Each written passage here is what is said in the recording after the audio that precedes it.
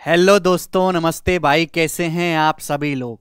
देखिए, recently CPU का paper हुआ है और सीपीयू की 9 शिफ्ट में टोटल 450 सवाल आए हैं। हर शिफ्ट में 50 क्वेश्चन सीपीयू के एग्जाम में पूछे जाते हैं। प्री के पेपर में, मेंस के पेपर में गणित नहीं आता, केवल इंग्लिश आती है। हर शिफ्ट में 50 क्वेश्चन में से 4-5 सवाल बहुत ही अच्छे लेवल के या फिर मैं कहूं मॉडरेट टू डिफिकल्ट लेवल के डाले गए हैं, जिन सवालों ने बच्चों को बहुत परेशान किया होगा। 45-40 सवाल डुएबल हैं पढ़ने वाले बच्चे के लिए, जो ऐसी चला गया उसके लिए वो भी आसान नहीं है। तो मैं वही बेस्ट क्वेश्चंस आपके लिए छांट के लाया हूं। एडवांस मैथ की हम ऑलरेडी एक वीडियो बना चुके हैं जिसमें मैंने सीपीयू में पूछे गए एडवांस के टॉप 25 क्वेश्चंस का सॉल्यूशन कराया है। और इस वीडियो में आप बच्चे डिमांड कर रहे थे कि सर सीपीयू 2023 के पेपर में पूछे गए, सीपीयू 2023 के पेपर में पूछे गए अर्थमेटिक के टॉप 30 क्वेश्चंस का मैं यहां पर सॉल्यूशन आपको करवाऊंगा। एग्जाम ओरिएंटेड अप्रोच होगी। ये सेशन उन बच्चों के लिए है जिन्होंने एक बार हल्का सा सिलेबस पूरा कर लिया है या फिर वो थोड़ा बहुत बेसिक जानते हैं। ठीक है, फ्रेशर बच्चों के लिए वाले प्रैक्टिस सेशन नहीं होते हैं। इन वीडियोस का फायदा यह है कि आपको हर महीने होने वाले जो पेपर है उनमें आने वाले हजारों सवालों को प्रैक्टिस करने की जरूरत नहीं है। भाई 450 क्वेश्चन सीपीयू में आए हैं, मैं कहता हूं इनको बिल्कुल मत बनाओ। 25 क्वेश्चन मैंने एडवांस मैथ के, 30 क्वेश्चन अर्थमेटिक मैथ के, टोटल 55 क्वेश्चन मैं आपको करवा रहा हूं। आपको केवल ये बनाने हैं, बाकी आप ये समझो कर लिए आपने। ठीक है ना, फल आपको बराबर मिलेगा। तो कम कर्म में ज्यादा फल दिलवाने का जो है मेरे को जो है विद्या आती है और मैं वो आपको करवा रहा हूं। ठीक है जी, ये वीडियो को आपको शुरू से लेकर आखिर तक देखना है। इसकी पीडीएफ आपको हमारी टेलीग्राम चैनल पे मिलेगी, डिस्क्रिप्शन में लिंक पड़ा हुआ है। ठीक है ना, पीएनजी फाइल भी मैं यहां पे डलवा दूंगा। चलिए दोस्तों, यस, ये मैं ही हूं भाई, ऐसे मत देखो। ये लाइव बैच है, कैरविल एप्लीकेशन पर लाइव बैच आ रहा है हमारा। इसकी क्लास स्टार्ट हो जाएंगी 16 अक्टूबर से, अर्थमेटिक प्लस एडवांस दोनों के लिए। ये pre plus mains complete course है, मतलब वन स्पॉट सॉल्यूशन है। इसके अलावा बाद जो है आपको कहीं जो है दर दर भटकना नहीं पड़ेगा। ये बैच सारे ही एसएससी के exam, CSAT, banking, railway, state police, teaching सभी के एग्जाम के लिए बहुत ही ज्यादा बेनिफिशियल है। ठीक है भाई, इसमें मैं आपको कंसेप्ट भी सिखाऊंगा और हर कंसेप्ट पे बेस्ड सवालों की दबा के प्रैक्टिस करवाऊंगा। ठीक है भाई, जीरो टू हीरो एसएससी की हिस्ट्री का सबसे सक्सेसफुल बैच है, सबसे ज्यादा सिलेक्शन दिलवाने वाला। ठीक है बच्चों, और इसकी क्लास शुरू हो जाएंगी 16 अक्टूबर से। आप अपने दोस्तों को शेयर करो कि जो फ्रेशर बिगिनर बालक हैं वो इसको ज्वाइन करें और 2024 की तैयारी हमारे साथ करें। ठीक है भाई, चलिए 13 अक्टूबर से इसकी जो है रजिस्ट्रेशन शुरू हो जाएंगे, आप इनरोल कर सकते हैं।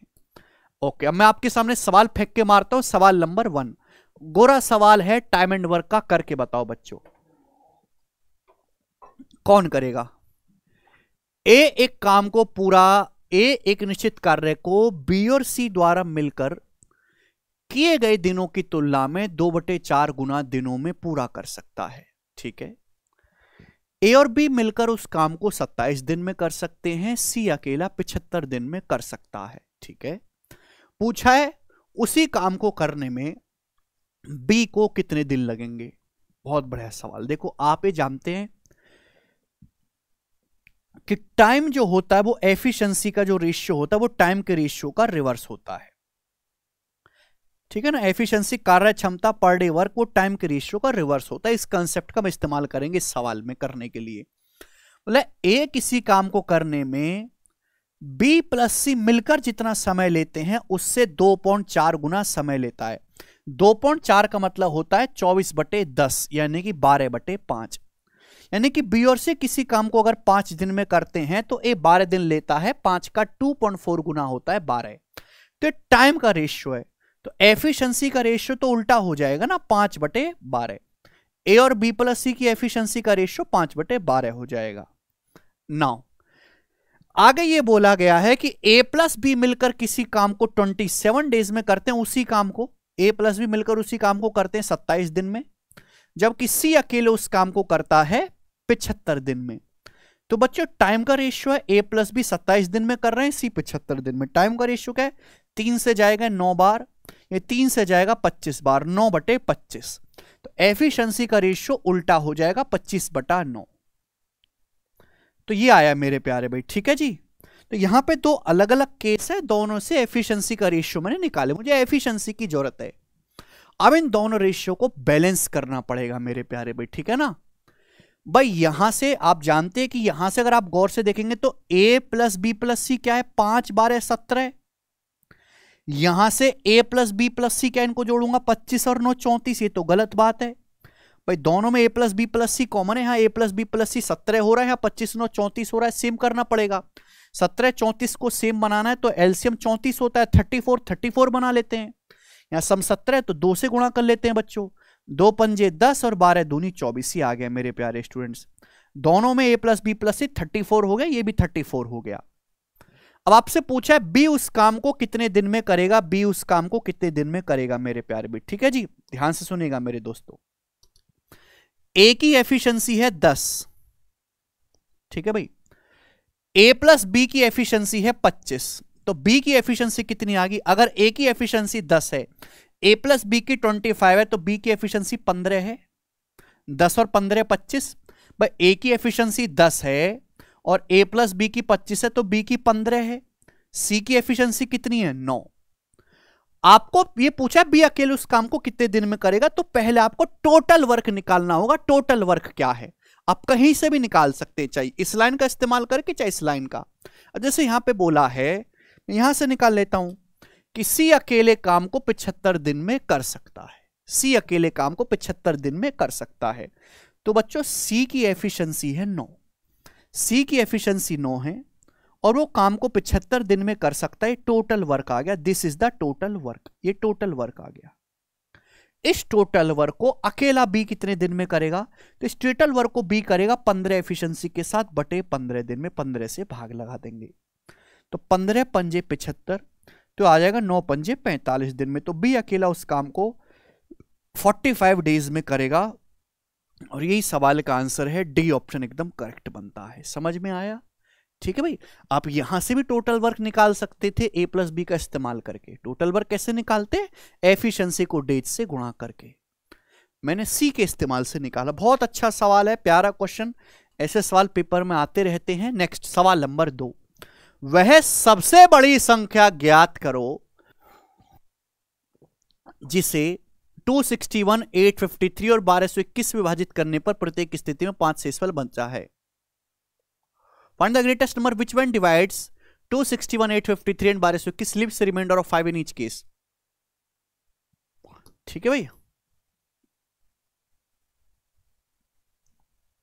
हाँ चलो, अब ये है सवाल।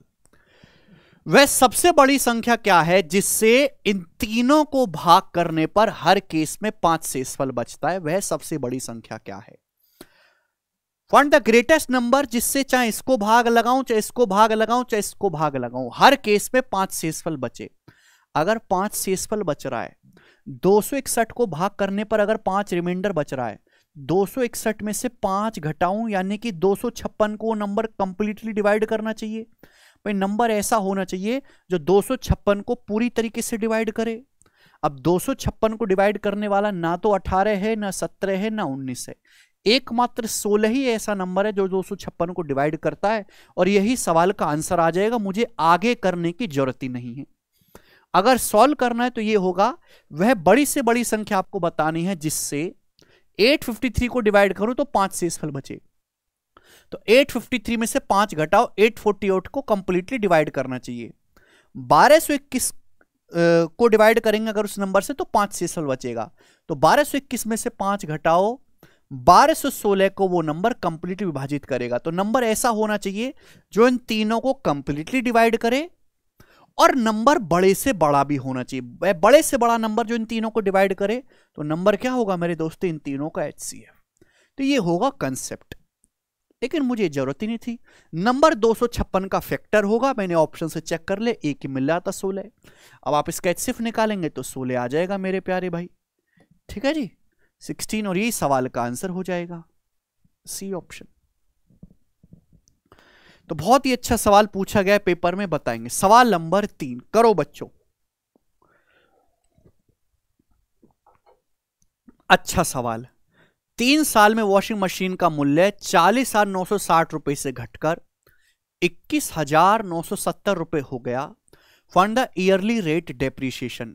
वार्षिक जो है मतलब ये पूछा गया कि हर साल मशीन की कीमत में कितने % की कमी हो रही है। वार्षिक दर मूल्य ह्रास ज्ञात करो। हर साल उस वस्तु के मूल्य में कितने % की कमी हो रही है, किस दर से। बहुत बेसिक सवाल। एक्चुअली कंपाउंड इंटरेस्ट का जो है ये कंसेप्ट है। एक वॉशिंग मशीन की अभी कीमत 40,960 रुपए है प्रेजेंट में। 3 साल के बाद कीमत घटकर 21,970 रुपए हो जाती है। ये 3 साल का मल्टीप्लाइंग फैक्टर है। बस कंपाउंड टेस्ट में क्या होता है, वैल्यू बढ़ती है, यहां पे घट रही है हर साल किसी % से। तो अभी मशीन की कीमत 40,960 है, 3 साल बाद 21,960 रुपए हो जाती है। ये 3 साल का मल्टीप्लाइंग फैक्टर है। तो 1 साल का मल्टीप्लाइंग फैक्टर क्या होगा, क्यूब रूट। 1 साल का मल्टीप्लाइंग फैक्टर आएगा कि नहीं आएगा। यानी कि मैं कह सकता हूं 0 से 0 कैंसल आउट और इसका क्यूब रूट निकलेगा ही निकलेगा। 4096 होता है 16 का क्यूब और 2197 होता है 13 का क्यूब। 13/16 1 साल का मल्टीप्लाइंग फैक्टर है। यानी कि मशीन की कीमत हर साल 13/16 गुना हो रही है। 13/16 गुना है भाई 40,960 का 13/16 फिर गुणा 13/16 गुणा 13/16 3 बार किया तब ये आया है मशीन कीमत। ये 1 साल का मल्टीप्लाइंग फैक्टर होगा। यानी कि हर साल मशीन की कीमत 16 से 13 हो जाती है। 16 से 13 तो कितनी घट रही मशीन कीमत, 3/16 डिक्रीज हो रही है। अब बताओ 1/16 कितना होता है, 6.25%। तो 3/16 इसका 3 गुना यानी कि 6.25 का 3 गुना 18.75% मशीन की कीमत हर साल डेप्रिशिएट हो रही है। तो पहला ऑप्शन इस सवाल का आंसर बनेगा। बताएं क्या तकलीफ, नो तकलीफ। आगे चलिएगा। सवाल नंबर है मेरे प्यारे स्टूडेंट आपके सामने 4। ये करो जी इस क्वेश्चन का क्या आंसर है। एसएससी सीपीओ 2023 मैंने अच्छी तरीके से सवाल खुद छांट के फिल्टर करें भाई मैंने, ठीक है, मुझे पता है सवालों के बारे में। तो ये जो चौथा क्वेश्चन है सेम क्वेश्चन सीजीएल 2023 के पेपर में भी आया है, ऐसा ही सवाल। ये सवाल एक्चुअली एसबीआई क्लर्क के पेपर में आया था आज से 5-6 साल पहले ऐसा क्वेश्चन, और मैं तब से लगातार उस क्वेश्चन को अपने जो है जीरो टू हीरो बैच की शीट में करवा रहा हूं कि मुझे अच्छी तरीके से अंदाजा होता है कि ये सवाल कभी ना कभी पेपर में जरूर पूछा जाएगा, चाहे वो बैंकिंग का हो चाहे वो कैट का क्वेश्चन हो। तो देखो अब हर साल ये सवाल पूछ ही रहा है किसी ना किसी पेपर में। ए किसी काम का 1/5 भाग 20 दिन में करता है, बी उस काम का 30% 36 दिन में करता है, सी उस काम का 80% 160 दिन में कर सकता है। तो पहले टोटल वर्क निकालो। ए 1/5 भाग 20 दिन में कर रहा है तो पूरा काम कितने दिन में करेगा, 20 पंजे 100 दिन में। बी 30% काम 36 दिन में करता है, 30% अगर 36 दिन में करता है तो 3 से भाग दो, 10% कितने दिन में करेगा, 12 दिन में। तो 100% काम करेगा 120 दिन में। सी 80% काम 160 दिन में कर रहा है तो 100% काम कितने दिन में करेगा, दुगना। 80% का दुगना 160 है, 100% का दुगना 200 दिन में। ये आ गया मेरे प्यारे भाई, क्लियर है। बी और सी ने एक साथ काम करना शुरू किया और x दिन तक काम किया। x दिनों के बाद बी ने काम छोड़ दिया और ए जो है सी में शामिल हो गया, ए जो है सी के साथ काम में शामिल हो गया, ठीक है। दोनों ने बचा कार्य x माइनस, दोनों ने शेष कार्य x माइनस 41 दिनों में पूरा किया।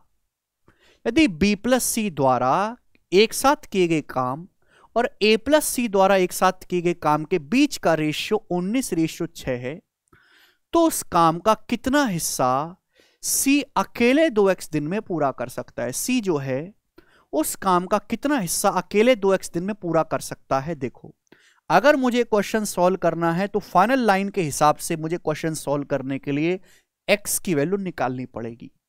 तो जिंदगी का मकसद है x का मान निकालना।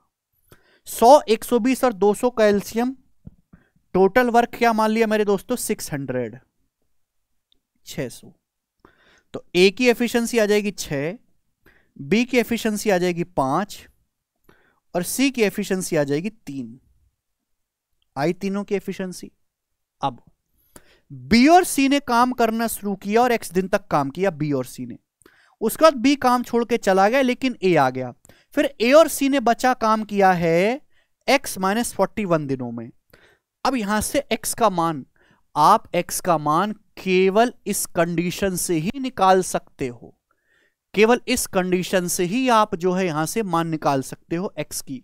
ये जो लाइन आपको दी है मेरे प्यारे भाई, आप इससे भी x का मान निकाल सकते हो। ये जो लाइन आपको दी है b प्लस सी एक साथ और a प्लस की सी द्वारा एक साथ किए गए काम का रेशो 19:6, किसी से भी आप निकाल सकते हो मेरे दोस्तों। जैसे बी और सी ने काम शुरू किया, x दिन तक काम किया। बी और सी एक दिन में कितना काम करते हैं? बी और सी एक दिन में काम करते हैं 5 और 3 8। बी 5 करता है, सी 3 8। तो बी और सी x दिन में कितना काम करेंगे? 8x। बी और सी ने इतना काम किया 8x। ए और सी एक दिन में कितना काम करते हैं? ए और सी करते हैं 6 और 3 9। ए 6 करता है, सी 3 करता है 9 है भाई। बी और सी ने x दिन तक काम किया, फिर बी छोड़ के चला गया। अब बचा काम ए और सी ने किया है, शेष कार्य ए और सी ने किया है x माइनस 41 दिन में। ए और सी एक दिन में 9 यूनिट काम करते हैं, तो x माइनस 41 डेज में कितना काम करेंगे? ये काम करेंगे x माइनस 41 डेज में। और b प्लस सी द्वारा और a प्लस सी द्वारा किया गया टोटल काम कितना है बच्चों? टोटल काम कितना है? b प्लस सी और a प्लस सी द्वारा किया गया टोटल काम है, टोटल वर्क है 600 यूनिट। तो इक्वल टू 600 आ गया मेरे दोस्त। ठीक है, आ गया कि नहीं आ गया? b प्लस सी द्वारा किया गया कुल काम और a प्लस सी द्वारा किया गया कुल काम। b और c एक दिन में करते हैं, b 5 c 3 8 यूनिट। उन्होंने x दिन तक काम किया, एक दिन में 8 तो x दिन में 8x। ए और सी एक दिन में 9 यूनिट काम करते हैं। अब x दिन के बाद ए और सी ने काम किया है, दोनों ने बचा काम ए और सी ने x माइनस 41 डेज में किया। x माइनस 41 डेज में इतना काम करेंगे, कुल मिलाकर काम हुआ 600 यूनिट। एक तो यहां से हो जाएगा x का मान। आप ये रेशियो से भी निकाल सकते हैं कि b प्लस सी द्वारा किया गया काम 8x और a प्लस सी द्वारा किया गया काम ये 9 into x minus 41। b plus C द्वारा किया गया काम ये है, a प्लस सी द्वारा किया गया काम ये है, इसका रेशियो 19:6 है। आप यहां से भी x का मान निकाल सकते हैं, दोनों केसेस से आ जाएगा। मेरे को तो ये ज्यादा सुविधा लग रही है तो मैं ऐसे ही कर लूंगा। 8x प्लस 9x 17x हो गया मेरे प्यारे भाई, और 9 कम ये 9 9 चौक 36 369। जब 369 उधर जाएगा, माइनस का 369 जब उधर जाएगा तो 969 हो जाएगा। 600 में 369 जोड़ेंगे तो 969। तो x की वैल्यू क्या आएगी भाई? 17 पंजे 85 और 11 17 7 119 57। x का मान पूछेगा तो 57 आ गया। ठीक, कोई प्रॉब्लम नहीं। अब आपसे पूछा है c अकेले 2x दिन में कितना काम कर सकता है? c अकेले 2x दिन में, c की एफिशिएंसी 3 है मेरे प्यारे भाई। c की एफिशिएंसी 3 है। c एक दिन में 3 यूनिट काम करता है एक दिन में, तो c 2x दिन में कितना काम करेगा? अगर x की वैल्यू 57 है तो 2x दिन की वैल्यू क्या होगी? 2 गुणा 57। अगर c एक दिन में 3 यूनिट काम करता है, c की एफिशिएंसी 3 है, तो c 2x दिन में कितना काम करेगा? 3 गुणा 2x ये काम करेगा। और x का मान क्या है? 57। तो c द्वारा किया गया काम है, c द्वारा किया गया काम। ठीक है ना, आपको आंसर बताना है फ्रैक्शन में, यानी कि out of total work. Total work कितना है? 600। 600 में से c ने इतना काम किया मेरे प्यारे भाई। फ्रैक्शन में कितना काम है? 3 दूनी 6 से 600 कट गया 100 बार, 57/100, 57/100, यानी कि पहला ऑप्शन सवाल का आंसर बनेगा, पहला ऑप्शन। सी द्वारा किए गए काम का परसेंटेज भी पूछ सकता है, तो सी ने टोटल वर्क का 57% किया है। सी ने टोटल वर्क का, सी ने जो है 2x दिन में 57% काम करेगा। बताओ, काफी अच्छा सवाल है, मुझे लगता है आपको समझ में आया होगा। थोड़ा लेंदी है बट इजी है सवाल, ये बनाएंगे। Sukhvir purchase some perishable items for sale but 30% of those item could not be sold and went bad.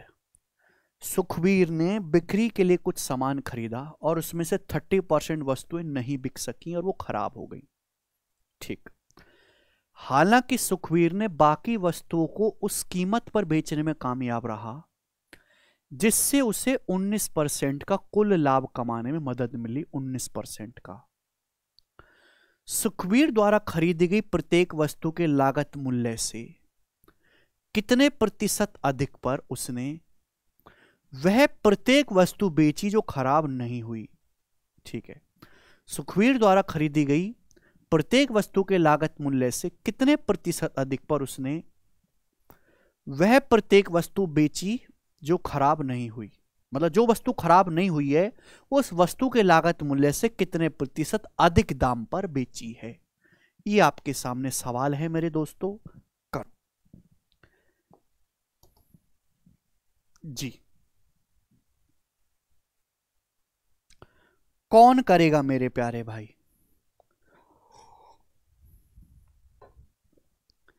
इस सवाल को करने के कई सारे तरीके हैं मेरे दोस्तों। आप इस सवाल को डेविएशन से कर सकते हैं, आप इस सवाल को 100 मान के कर सकते हैं, वो इच्छा आपकी है। सुखवीर ने कुछ वस्तु खरीदी, उसमें से 30% वस्तुएं नहीं बिकी और खराब होगी। 30% की फ्रैक्शन वैल्यू होती है 3/10। जैसे एक आदमी ने 10 वस्तुएं खरीदी हैं टोटल, 10 में से 3 वस्तुएं खराब हो गई। 3 वस्तुएं खराब होने का मतलब उन पे 100% का नुकसान हो गया, 100% का लॉस हो गया मेरे प्यारे भाई। मैं पेन खरीद के लाता हूं 5 रुपए का और पेन आप चुरा लेते हो। 5 रुपए का पेन है, चुरा लिया, मेरे तो 5 का नुकसान हो गया, 5 पे 5 का नुकसान हो गया, 100%। कोई वस्तु खराब होगी, फेंकनी पड़ी, सड़ गई, यानी कि 100% लॉस। 30% की फ्रैक्शन 3/10। अगर टोटल 10 वस्तुएं खरीदी हैं, टोटल 10 वस्तुएं टोटल, तो 10 में से 3 खराब होगी, बची 7। बची कितनी वस्तुएं? 7। 7 वस्तुओं को सीपी से कितने % ज्यादा दाम पर बेचा है 7 वस्तुओं को, कि ओवरऑल जो है मेरे प्यारे भाई आपको 19% का लाभ हुआ। ओवरऑल 19% का प्रॉफिट हुआ, कुल मिला के सारे सामान पर 19% का। ठीक है ना? तो आपने वस्तुओं को इस रेशियो में ब्रेक किया है मेरे प्यारे भाई। ये वस्तुएं हैं, बोलो मजेदार है? आप बोलोगे हाँ सर एकदम मजेदार है। 3 वस्तुएं जो है सड़ गई, 100% लॉस हो गया, बाकी 7 को कितने % ऊंचे दाम पर बेचना चाहिए सीपी से कि और 19% का लाभ हो मेरे दोस्तों। तो कई सारे तरीके हैं मेरे दोस्तों सवाल को करने के। आप यहां पे डेविएशन भी इस्तेमाल कर सकते हैं, वेटेड एवरेज भी इस्तेमाल कर सकते हैं। भाई टोटल है 3, 7, 10, टोटल वस्तु है 10। 10 रुपए का 19% कुल लाभ होना चाहिए। कुल लाभ होना चाहिए 190, कुल लाभ होना चाहिए 190। 3, 7, 10, 10 रुपए का 19%, 10 रुपए का 19% वैसे 1.9 होता है, पर परसेंटेज में ही निकालना है तो परसेंटेज में ही छोड़ दो। यहां 3 रुपए का 100% लॉस हो गया, 300%। 3 रुपए का 100% लॉस हो गया, 300%। कुल होना चाहिए, कुल आपका ओवरऑल 190% होना चाहिए प्रॉफिट कुल। -300 है, तो यहां कितना आएगा मेरे प्यारे भाई? यहां कितना प्रॉफिट होना? 490%। 490% या 4.9 रुपए का प्रॉफिट होना चाहिए। अभी 190 कब आएगा? जब -300 में 490 जोड़ेंगे, -300 में 490 जोड़ेंगे, 190 आएगा। 490% का प्रॉफिट होना चाहिए 7 वस्तुओं पर। कितने पर? 7 पर, बटे 7, यानी कि 70%। तो रिमेनिंग वस्तुओं को सीपी से 70% अधिक दाम पर बेचना चाहिए। बी ऑप्शन आंसर है। ठीक है ना? एक बार आप ये तरीका समझ गए तो बहुत ही आसान, मजाक लगने लगेगा आपको। ठीक है? आप इस सवाल को 100 मान के भी कर सकते हैं, ऐसी बात नहीं है। 100 मान के भी सवाल किया जा सकता है। ठीक है जी? चलिए, इसका एक तरीका है, मैंने आपको बताया। सवाल नंबर 6 बनाएं। अक्षिता और रैना एक किताब टाइप कर रहे हैं, लेकिन काम करने के लिए उनके पास केवल एक लैपटॉप है। अक्षिता और रैना बेचारे एक ही लैपटॉप पे काम कर रहे हैं, टाइप कर रहे हैं किताब। उन्होंने निर्णय लिया कि वो वैकल्पिक आधार पर काम करेंगे, अल्टरनेट बेसिस पे काम करेंगे। अक्षिता पहले दिन काम करेगी, रैना दूसरे दिन काम करती है, फिर अक्षिता तीसरे दिन काम करती है, और इसी तरह चलता रहता है। पहले अक्षिता, फिर रैना, फिर अक्षिता, फिर रैना, फिर अक्षिता, फिर रैना, फिर अक्षिता, रैना, ऐसी चलता रहता है मेरे प्यारे भाई। अक्षिता अकेले टाइपिंग का काम 16 दिन में पूरा कर सकती है। अक्षिता 16 दिन में काम कर सकती है, जबकि रैना को पूरी किताब लिखने में लगेंगे 24 दिन, 24 डेज। वो वैकल्पिक आधार पर काम करते हैं, तो टाइपिंग का काम पूरा करने में कितने दिन लगेंगे? उन्हें टाइपिंग का काम पूरा करने में दोनों को मिलकर कितने दिन लगेंगे? जवाब दो। तो भाई 16 और 24 का एलसीएम हो जाएगा 48। तो अक्षिता की एफिशिएंसी आ जाएगी 3 और रैना की आ जाएगी 2। अब पहले दिन अक्षिता काम करेगी 3 मिनट, फिर रैना काम करेगी 2 यूनिट, फिर अक्षिता, फिर रैना, फिर 3, फिर 2, फिर यानी कि हर 2 दिन में कितना काम होगा? हर 2 दिन में 5 यूनिट काम होगा। 3 यूनिट अक्षिता करेगी और 2 यूनिट रैना करेगी। 5 यूनिट, हर 2 दिन में 5 यूनिट काम होगा। क्लियर बात? आप बोलोगे हाँ जी सर। ये 2-2 दिन की सेम साइकिल रिपीट होगी, है ना? अक्षिता रैना, अक्षिता रैना। काम करना है 48, तो 5 का मल्टीपल 48 के नजदीक कौन सा है? 5 का मल्टीपल 48 के नजदीक है 45। 9 से मल्टीप्लाई कर देते हैं तो 9 दूनी 18। 18 दिन में कितना काम होगा? 18 दिन में काम होगा 45 यूनिट। 18 दिन में 45 यूनिट काम होगा, यानी कि 18 दिन से तो ज्यादा ही समय लगेगा। एक ही ऑप्शन है 19। हर 2 दिन में 5 यूनिट काम हो रहा है ना, तो 18 दिन में होगा 45 यूनिट काम। अब जब अगला दिन आएगा, अगले दिन कौन काम करना शुरू करेगी? अक्षिता। जब भी कोई नई साइकिल शुरू होती है तो उस बंदे से शुरू होगी जिसने पहले काम किया, अक्षिता। काम कितना करना है? 3 यूनिट। और 3 यूनिट काम को अक्षिता कितने समय में करती? 3 यूनिट काम को अक्षिता 1 दिन में। यानी कि टोटल काम 45 और 3 48 यूनिट 19 दिन में होगा। 18 जमा 1 19 दिन में। और ये सवाल का आंसर हो जाएगा पहला। मुझे लगता है कि आपको ये बात अच्छे से समझ में आई है, कोई परेशानी नहीं। आगे चलते हैं, अगला क्वेश्चन करेंगे। बनाओ बच्चों। एक आदमी बाइक से एक निश्चित दूरी तय करता है। वह 25% दूरी 25 की स्पीड से, 50% दूरी 50 की स्पीड से, बाकी दूरी 12.5 किलोमीटर पर आवर की स्पीड से तय करता है। कुल मिलाकर उसकी यात्रा की औसत गति ज्ञात करें। एवरेज स्पीड बराबर होता है टोटल डिस्टेंस कवर्ड बटे टोटल टाइम टेकन। कुल चली गई दूरी बटे कुल लिया गया समय। अगर समय आसानी से निकल जाए तो क्वेश्चन सॉल्व हो जाएगा। देखो ये स्पीड है मेरे दोस्तों, डिस्टेंस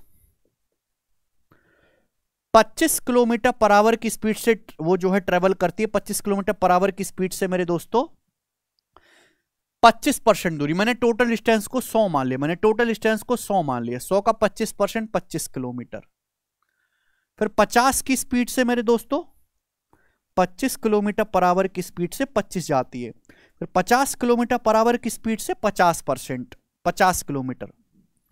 फिर बची दूरी कितनी है मेरे दोस्तों? टोटल 100 माना है, 50 25 75, बची 25। बचे 25 किलोमीटर की दूरी वो जाती है 12.5 किलोमीटर पर आवर की स्पीड से। 12.5 किलोमीटर पर आवर की स्पीड से बताओ कितना समय लगेगा? तो भाई समय होता है डिस्टेंस बटे स्पीड। अगर डिस्टेंस समय बराबर होता है, टाइम बराबर होता है डिस्टेंस बटे स्पीड। अगर यहां पर डिस्टेंस स्पीड से पूरा पूरा कटेगी तो टाइम आसानी से निकल जाएगा। यहां देखो पूरा पूरा कट रहा है। ये डाटा बहुत आसान सवाल हो गया भाई। टोटल डिस्टेंस आप गए 100 किलोमीटर, टोटल चली की दूरी है 100 किलोमीटर है भाई। ये मैंने डिस्टेंस मान ली कि ये डिस्टेंस रेशियो ना बनाने के बजाय 25 किलोमीटर 50 किलोमीटर 25 किलोमीटर, ठीक है भाई।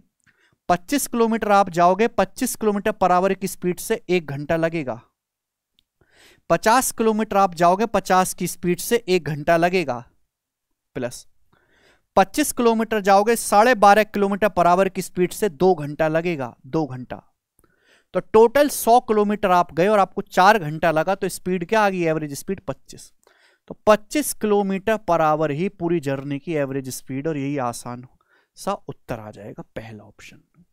तो बच्चे अगर किसी सवाल में डाटा बहुत इजी है तो ज्यादा भसड़ पालने की जरूरत नहीं है।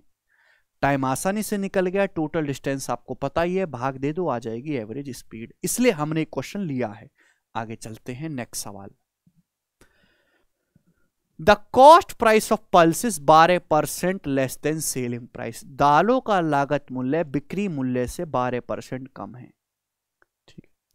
Using a faulty weighing machine shopkeeper is able to earn 25% profit. खराब तोल मशीन का उपयोग करके दुकानदार 25% का लाभ कमा पाता है। खराब मशीन का कितना प्रतिशत वास्तविक वजन की तुलना में अधिक वजन दिखाता है? Okay. How much percent of the faulty machine shows more weight as compared to the actual weight. Actual weight से कितने परसेंट मेरे दोस्तों ज्यादा आपकी मशीन जो है वो वजन दिखाती है मेरे दोस्तों?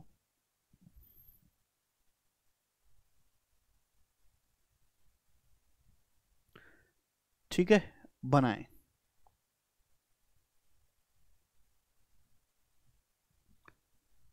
कौन करेगा मेरे दोस्त? How much percent of the faulty machine shows, more नहीं आना चाहिए, लेस आना चाहिए, लेस। चलो ध्यान से सुनिएगा मेरे प्यारे भाई, ये गलत बना दिया सीपीओ बने सवाल। दालों का लागत मूल्य बिक्री मूल्य से 12% कम है। 12% की फ्रैक्शन वैल्यू होती है 3/25। लागत मूल्य सेलिंग प्राइस से जो है, दालों का जो कॉस्ट प्राइस है वो उसके सेलिंग प्राइस से 12% कम है, यानी कि सेलिंग प्राइस है 25। सेलिंग प्राइस 25 है तो कॉस्ट प्राइस 3 कम है 22। दाल का कॉस्ट प्राइस 22 रुपए है तो आप दाल बेच रहे हो 25 की, उल्टा लिखा हुआ है। दालों का जो सीपी है वो सेलिंग प्राइस से 12% कम है। 12% की फ्रैक्शन 3/25, यानी कि सेलिंग प्राइस अगर 25 है तो सीपी 3 कम है 22। 22 रुपए की दाल आप 25 में बेच रहे हो। ओवरऑल प्रॉफिट कैसे निकालते? सक्सेस। सपोज आपने फॉल्टी मशीन इस्तेमाल की है और फॉल्टी मशीन फॉल्ट वेट दिखाती है और उसके हिसाब से आपको प्रॉफिट हो रहा है इस रेशियो में ए से बी के, और ओवरऑल आपको प्रॉफिट हुआ 25%। दुकानदार 25% का लाभ कमाता है ओवरऑल, 1/4, 1/4 कमाता है 4 से 5। ठीक है बच्चों, तो यहां से ए बाई बी कितना आ जाएगा मेरे दोस्तों? ये उधर जाएगा 22 पंजे 110 और नीचे आ जाएगा जी 25 चौका 100, यानी कि आ जाएगा 11/10। कोई परेशानी? आप बोलोगे नहीं सर कोई परेशानी नहीं है। ठीक है जी। तो कितना वजन ज्यादा दिखाएगा? हाँ ठीक है भाई, खराब मशीन का कितना % अधिक दिखाएगा? यानी कि 10 है तो मशीन जो है आपका 11 शोज करेगी मेरे प्यारे भाई। तो कितना ज्यादा होगा? 1/10, यानी कि 10%। 10% जो है मोर वेट। ए ऑप्शन इसका आंसर है।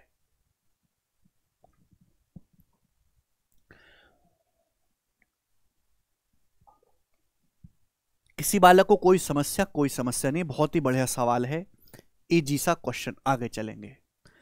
सवाल नंबर आपके सामने 9। Ayush spent 25% of an amount of money on insurance policy, 26% on food, 23% on children education, and 19% on recreation. He deposited the remaining amount of rupees 26,600 in the bank. What is the total amount that he spends on food and recreation together? ये भी बहुत basic सवाल है मेरे प्यारे भाई। Basic सवाल ये है कि भाई आयुष धनराशि का 25% बीमा पॉलिसी पर खर्च करता है, इंश्योरेंस पॉलिसी में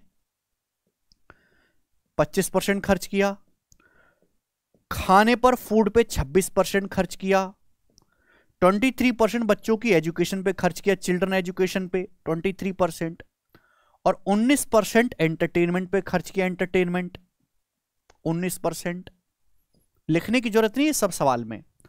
वह बाकी राशि बैंक में डिपॉजिट करता है, तो बाकी बचा कितना जो बैंक में डिपॉजिट कर रहा है?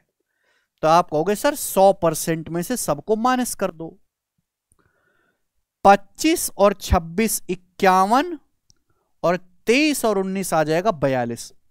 51 + 42 आ जाएगा 93%। 100 में से 93% तो खर्च कर दिया, तो बाकी बचा 7%। 100 में से सब घटाएंगे 7%। 7% मेरे दोस्तों 26,600 रुपए जो उसने बैंक में डिपॉजिट करा दिया। 7% की वैल्यू ही 26,600 है। तो आपसे यह पूछा गया है कि वह भोजन और मनोरंजन पर कुल कितनी राशि खर्च करता है, फूड और एंटरटेनमेंट पे कुल कितना पैसा खर्च कर रहा है। तो फूड और एंटरटेनमेंट पे मिलाकर वो कितना खर्च कर रहा है? 26 + 19 कितना आ जाएगा भाई आपका? 45%। तो 45% की वैल्यू आपसे पूछी है। 45% मतलब 9 का मल्टीपल आएगा। 9 का मल्टीपल ये नहीं है, ये नहीं है, इन दोनों में से एक आंसर है, सी और डी में से। 7% की वैल्यू दी है, 45% की वैल्यू पूछी है। तो बताओ कितने गुना ये? आप कहोगे सर 7 या 21, 5 7 8 56, 3800 गुना। तो 45% की वैल्यू भी 45 गुणा 3800 रुपए आ जाएगी। ठीक है भाई, यानी कि 45 गुणा 4000 आएगा 180, और 180 से 9 कम करेंगे यानी कि 171। 1,71,000 रुपये। 19 का मल्टीपल भी आएगा, सॉरी ये तो 19 का मल्टीपल ये नहीं है, 19 का मल्टीपल एक ही ऑप्शन है, डी। तो डी इस सवाल का मेरे प्यारे भाई एकदम करेक्ट आंसर है। समझ में आया? बोलो हाँ। आप बोलोगे जी सर बिल्कुल सही, कोई प्रॉब्लम नहीं है। आगे चलते, नेक्स्ट सवाल ही बनाएंगे। एक दुकानदार 40 रुपए पर केजी पर चीनी बेचता है, जिसे उसने 36 रुपए पर केजी पर खरीदा था। अच्छा, उसकी वजन नापने की मशीन खराब है और बेचते समय उसका वजन केवल 800 ग्राम था। बेचते समय उसका प्रतिशत लाभ क्या है? Profit percentage. मैं हमेशा कहता हूं कि ऐसे सवालों का आपको किससे करना है? सक्सेसिव से करना है। 40 रुपए पर किलो पर चीनी बेचता है, खरीद के लाया था 36 की। तो 36 की चीनी मेरे दोस्तों उसने 36 रुपए पर केजी की चीनी 40 में बेच दी। तो प्राइस बढ़ा के प्रॉफिट कमा रहा, प्राइस बढ़ाकर, ठीक है ना। लेकिन मेरे प्यारे भाई उसकी वजन की मशीन खराब है, बेचते समय उसका वजन केवल 800 ग्राम था। यानी कि एक्चुअल में चीनी 1 किलो, ग्राहक ने मांगी 1 किलो चीनी और आपने केवल 800 ग्राम ही दी। ग्राहक मांगता भाई हमको 1 किलो चीनी दे दो 1000 ग्राम, और आप 800 ग्राम चीनी ही देते हो। यानी कि मेरे दोस्तों आप 800 ग्राम सामान देके 1000 ग्राम का पैसा ले लेते हो। तो आपने वजन में बेईमानी करी। ओवरऑल जो प्रॉफिट होगा वो इन दोनों का सक्सेसिव होगा मेरे दोस्तों। कट जाएगा 8 पंजे 40, 50/36 आएगा मेरे प्यारे भाई 25/18। यानी कि 18 पे मेरे दोस्तों 25, 18 का समान 25 में गया तो 7 प्रॉफिट है, 7/18 परसेंटेज में ये आ गया 700/18। तो कितना आएगा मेरे दोस्तों? 18 चौक 72, 40%। 40% से हल्का कम आएगा। कितना कम आएगा 40% से मेरे प्यारे भाई? देखो 720 माइनस 20 है, और अगर आप इसको 18 से भाग दोगे तो 40 माइनस 20/18 1, यानी कि ये 39 से कम आएगा, 39 से कम आएगा, 38.89% अप्रोक्सी ऑप्शन 38.89%। 720 होता 18 से 40 बार जाता, 20 कम है, 20/18 होता 1 पॉइंट समथिंग। 40 में से 1 पॉइंट समथिंग घटाओगे 38 पॉइंट समथिंग आएगा, जो कि सी ऑप्शन बनता है। ठीक है भाई, तो सवाल कहीं से कहीं तक मुश्किल नहीं है, बस आपको पढ़ने हैं। दो मिक्सचर ए और बी, उनका ये कंपोजिशन है। ए में कॉपर टिन का रेशियो 1:2 है, बी में कॉपर टिन का रेशियो 1:3 है। इक्वल क्वांटिटी ऑफ मिक्सचर ए और बी यूज किए जाते हैं फॉर प्रोड्यूसिंग मिक्सचर सी बनाने के लिए। तो आपसे पूछा है कॉपर एंड टिन का क्या रेशियो है मिक्सचर सी में। मिश्रण सी में तांबे और टिन का अनुपात ज्ञात करें। तो मिश्रण ए में कॉपर टिन का रेशियो 1:2 है, कॉपर टिन का रेशियो, क्योंकि मिश्रण बी में कॉपर टिन का रेशियो 1:3 है, 1:3। ठीक बच्चे, आप बोलोगे है सर। अब इन दोनों को मिलाकर ए और बी को मिलाकर मिक्सचर सी बनाया जाता है, और ए और बी की सेम क्वांटिटी लेते हैं। तो सेम क्वांटिटी होनी चाहिए। यहां पे 1 और 2 3 है, यहाँ 1 और 3 4 है, गलत बात है। 3 4 तो कहीं से भी सेम नहीं, 12 बना लेते हैं। 12 बनाने के लिए ऊपर 4 से गुणा, नीचे 3 से गुणा। ऊपर 4 से मल्टीप्लाई कर देते हैं, नीचे 3 से मल्टीप्लाई कर देते हैं, इक्वल क्वांटिटी होगी 12 12। अब मिक्स कर दो, कॉपर में कॉपर, टिन में टिन। 4 एकम 4, 3 एकम 3, 4 3 7 रेशियो, 4 दूनी 8 और 9 17, 7:17। तो सी में जो है कॉपर टिन का जो रेशियो होगा वो 7:17 हो जाएगा। समझ में आई बात? आप बोलोगे हाँ जी सर आई है। आगे चलेंगे। यस, सवाल नंबर है स्टूडेंट आपके सामने 12। यस, देखो ये सवाल भी बैंकिंग आईबीपीएस पीओ के पेपर का पूछा हुआ है। बैंकिंग के पेपर से इंस्पायर होकर सवाल बनाया गया टाइम एंड वर्क का। बहुत अच्छा सवाल है जी। ए और बी हर दिन 10 घंटे काम करके एक काम को 24 और 30 दिन में पूरा करते हैं। कहने का मतलब ए किसी काम को 24 दिन में कर सकता है, बी कर सकता है 30 दिन में। ठीक है, ओके। लेकिन वो एक दिन में 10-10 घंटे काम करते हैं। एक दिन में 10 घंटे काम करेगा, बी एक दिन में 10 घंटे काम करेगा। एक दिन का मतलब एक दिन में 10 घंटे काम। 2 शिफ्टों में काम होना है। सुबह की शिफ्ट 6 घंटे की है, शाम की शिफ्ट 4 घंटे की है। पहले दिन ए सुबह काम करता है और बी शाम को काम करता है, और वे हर दिन अपने शिफ्ट बदल लेते हैं। काम किस दिन पूरा हुआ?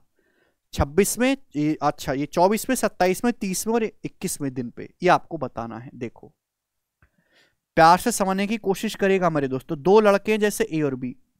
ए किसी काम को 24 दिन में करता है और बी 30 दिन में करता है, तो 24 और 30 का एलसीएम होता है 120। मैंने टोटल वर्क को 120 मान लिया, तो ए की एफिशिएंसी कितनी आ जाएगी मेरे दोस्तों? 5, और बी की एफिशिएंसी आ जाएगी 4। यानी कि एक दिन में ए जो है वो एक दिन में 5 यूनिट काम करता है। एक दिन का मतलब 10 घंटे में, एक दिन में जो है 10 घंटे काम करते हैं मेरे प्यारे भाई।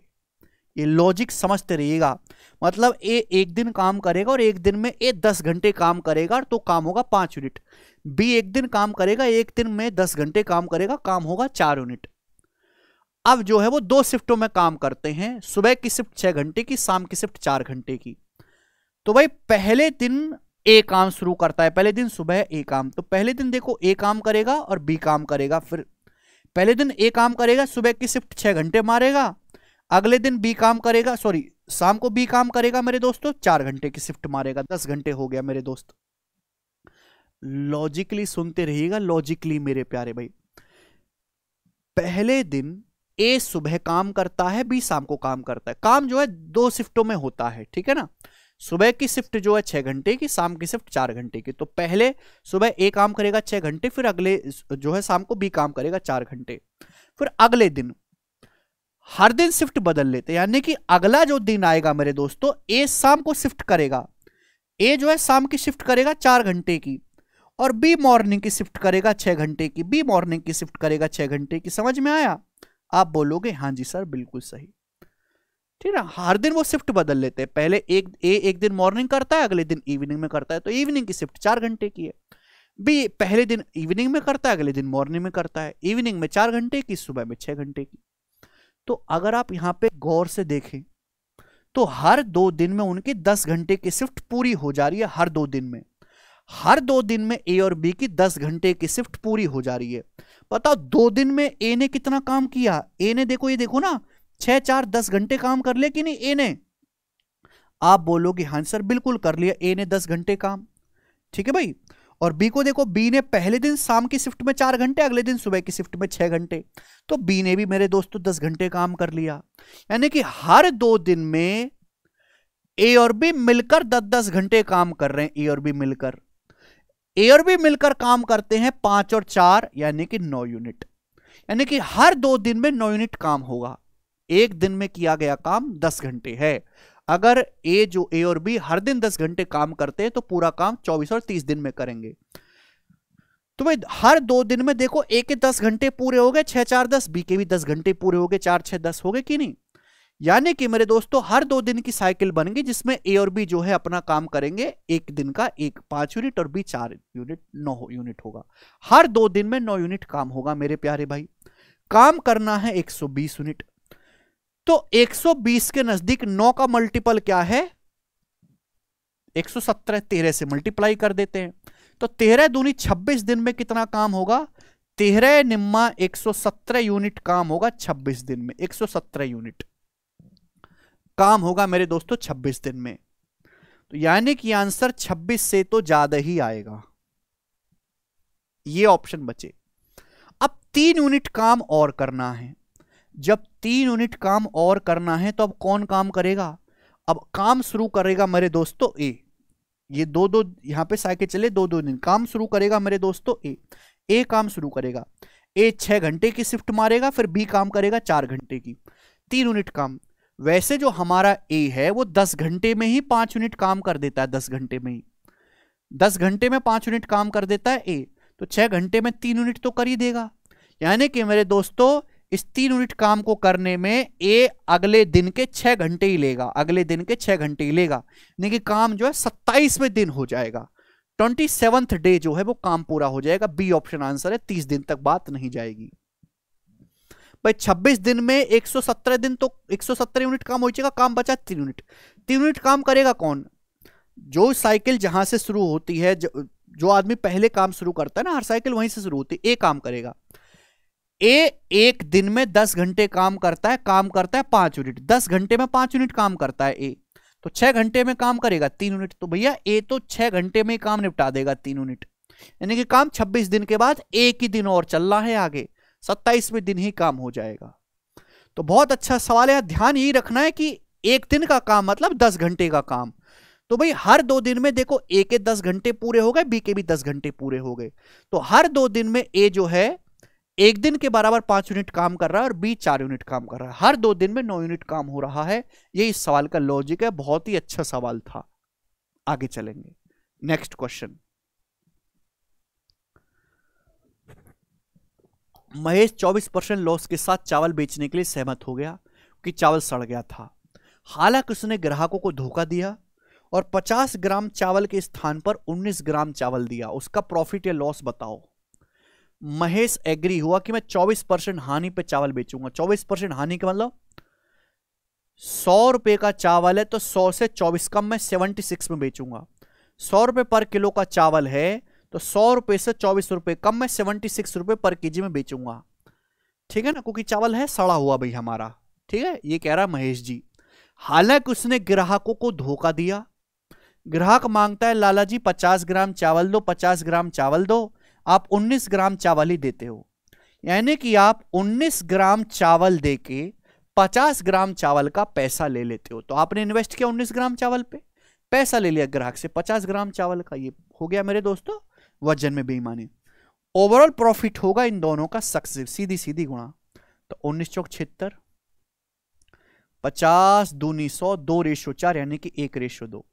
तो 1 का समान 2 में जाएगा, यानी कि कितना 100% एक्स्ट्रा है, तो आपको 100% का प्रॉफिट होगा। यहां पर सी ऑप्शन आंसर है। तो कितना भी चावल सड़ जाए, अगर वजन में बेईमानी करोगे तो दबा के प्रॉफिट निकाला जा सकता है। अच्छा सवाल, आगे चलेंगे, नेक्स्ट क्वेश्चन बनाएं जी। सवाल बनाने से पहले आपके पास एक जानकारी है कि भाई ये जो भी मैं आप इस चैनल पे पढ़ाता हूं उसकी पीडीएफ आपको हमारे टेलीग्राम चैनल पे मिलेगी। सब बच्चे टेलीग्राम चैनल को जरूर ज्वाइन कर लें।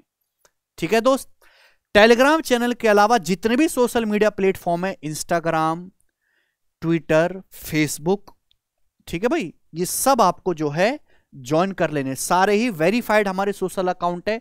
इन पे मैं मैथ से रिलेटेड ही चीजें अपलोड करता हूं, या किसी एग्जाम की नोटिफिकेशन आती है, कोई इंपॉर्टेंट जानकारी जो आपके साथ शेयर होनी चाहिए वो शेयर करता हूं। बेवजह की चीजें नहीं होती हैं। तो हमारे सारे सोशल मीडिया हैंडल को आप जरूर ज्वाइन कर लें। ठीक है ना।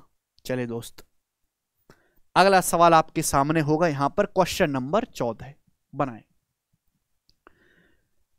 एक स्टोर में अरुण के पास मोबाइल फोन खरीदने के लिए 2 विकल्प हैं।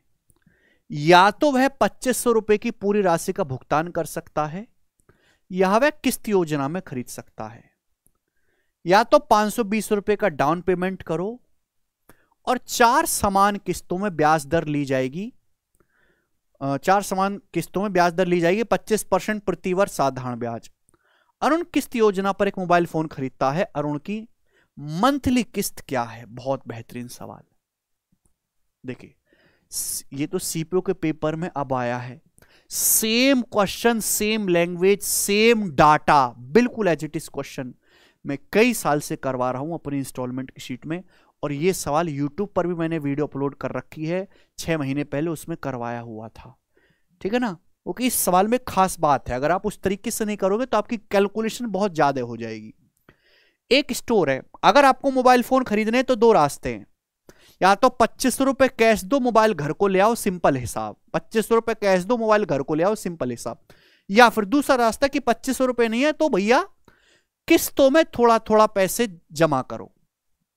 अगर आपको मोबाइल खरीदना है तो आपने किस्त का सहारा लिया, तो 2500 रुपए का मोबाइल है मेरे दोस्तों, तो 2500 में से 520 रुपए का आपको तो कैश डाउन पेमेंट करना पड़ेगा।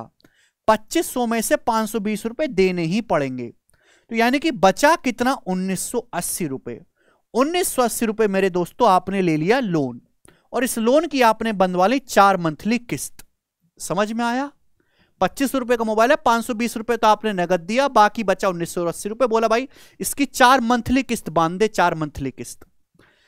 ठीक है भाई, और 4 इक्वल मंथली किस्तों में पैसा आप देते रहोगे। एक बात बताओ, ब्याज 1 साल में 25% है, तो ब्याज 1 महीने में कितना है? 1 महीने में ब्याज, 1 महीने में अगर ब्याज 1 साल में 25% है तो 1 महीने में ब्याज होगा 25/12%। 1 साल में होता है 12 महीने, तो 12 महीने में 25% ब्याज है, तो 1 महीने में 25/12 होगा। 25/12%, 25% होता है 1/4, 1/4 को भी 12 से भाग देंगे, 1/48। तो ब्याज की जो दर है वो मंथली 1/48 है, 1/48। 1/48 जो है मेरे दोस्तों वो ब्याज की दर है मंथली, पर मंथ 1/48। इसका मतलब ये है कि अगर आप 48 उधार लेते हो मेरे दोस्तों, तो 1 मंथ का जो ब्याज है वो 1 होगा। ये मतलब है ब्याज की दर जो है 1/48 जो है पर मंथ ब्याज की दर है। 1 साल में 25%, तो 1 महीने में 25/12%, 1/48, यानी कि 48 रुपए पर हर महीने 1 रुपए आपको ब्याज देना। ये इस बात का मतलब हुआ। अगर आपने 1980 रुपए की किस्त बंधवाई है और आप 4 महीने में पैसा लौटाओगे 4 महीने में, तो आपका ड्यू डेप्ट, बकाया कर्ज कितना है?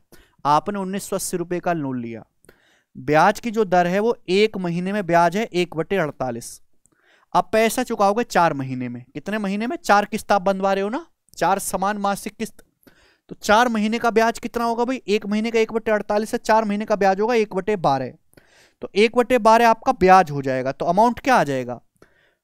1980 रुपए पे 1/12 तो ब्याज हो जाएगा, तो अमाउंट हो जाएगा 13/12। यानी कि जो दुकानदार है ना वो आपको इतने रुपए का बिल बना के दे देगा, भाई साहब इतना कर्जा है तुम्हारे ऊपर, आपने लोन लिया 1980 रुपए का, लेकिन 1980 रुपए चुकाने कितने महीने में? 4 महीने में। तो 4 महीने का ब्याज क्या होगा भाई? 1 साल का ब्याज 25%, 4 महीने का ब्याज हो जाएगा 25/3%, 4 महीने का 1/12, तो 1/12 ब्याज हो जाएगा। तो अमाउंट क्या आ जाएगा? 1 + 1/12, 13/12। तो 1980 रुपए पे 13/12 ये आपका ड्यू डेप्ट हो गया अमाउंट। ये अमाउंट आपको क्लियर करना है। आप क्लियर करोगे मेरे दोस्तों 4 मंथली किस्तों में। तो मैंने मान लिया कि हर किस्त आप 48 यूनिट देते हो, माना ईच किस्त की वैल्यू 48 है।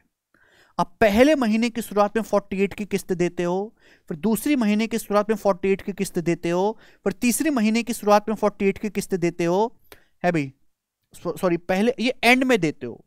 आप मोबाइल फोन खरीद के लाते हो मेरे प्यारे भाई, तो जो पहली किस्त दी जाएगी, सॉरी वो 1 मंथ के बाद दी जाएगी। आप 1 महीने के एंड में 48 की किस्त देते हो, दूसरे महीने के एंड में, फिर तीसरे महीने के एंड में, और जैसे ही आप चौथी किस्त देते हो कर्जा खत्म।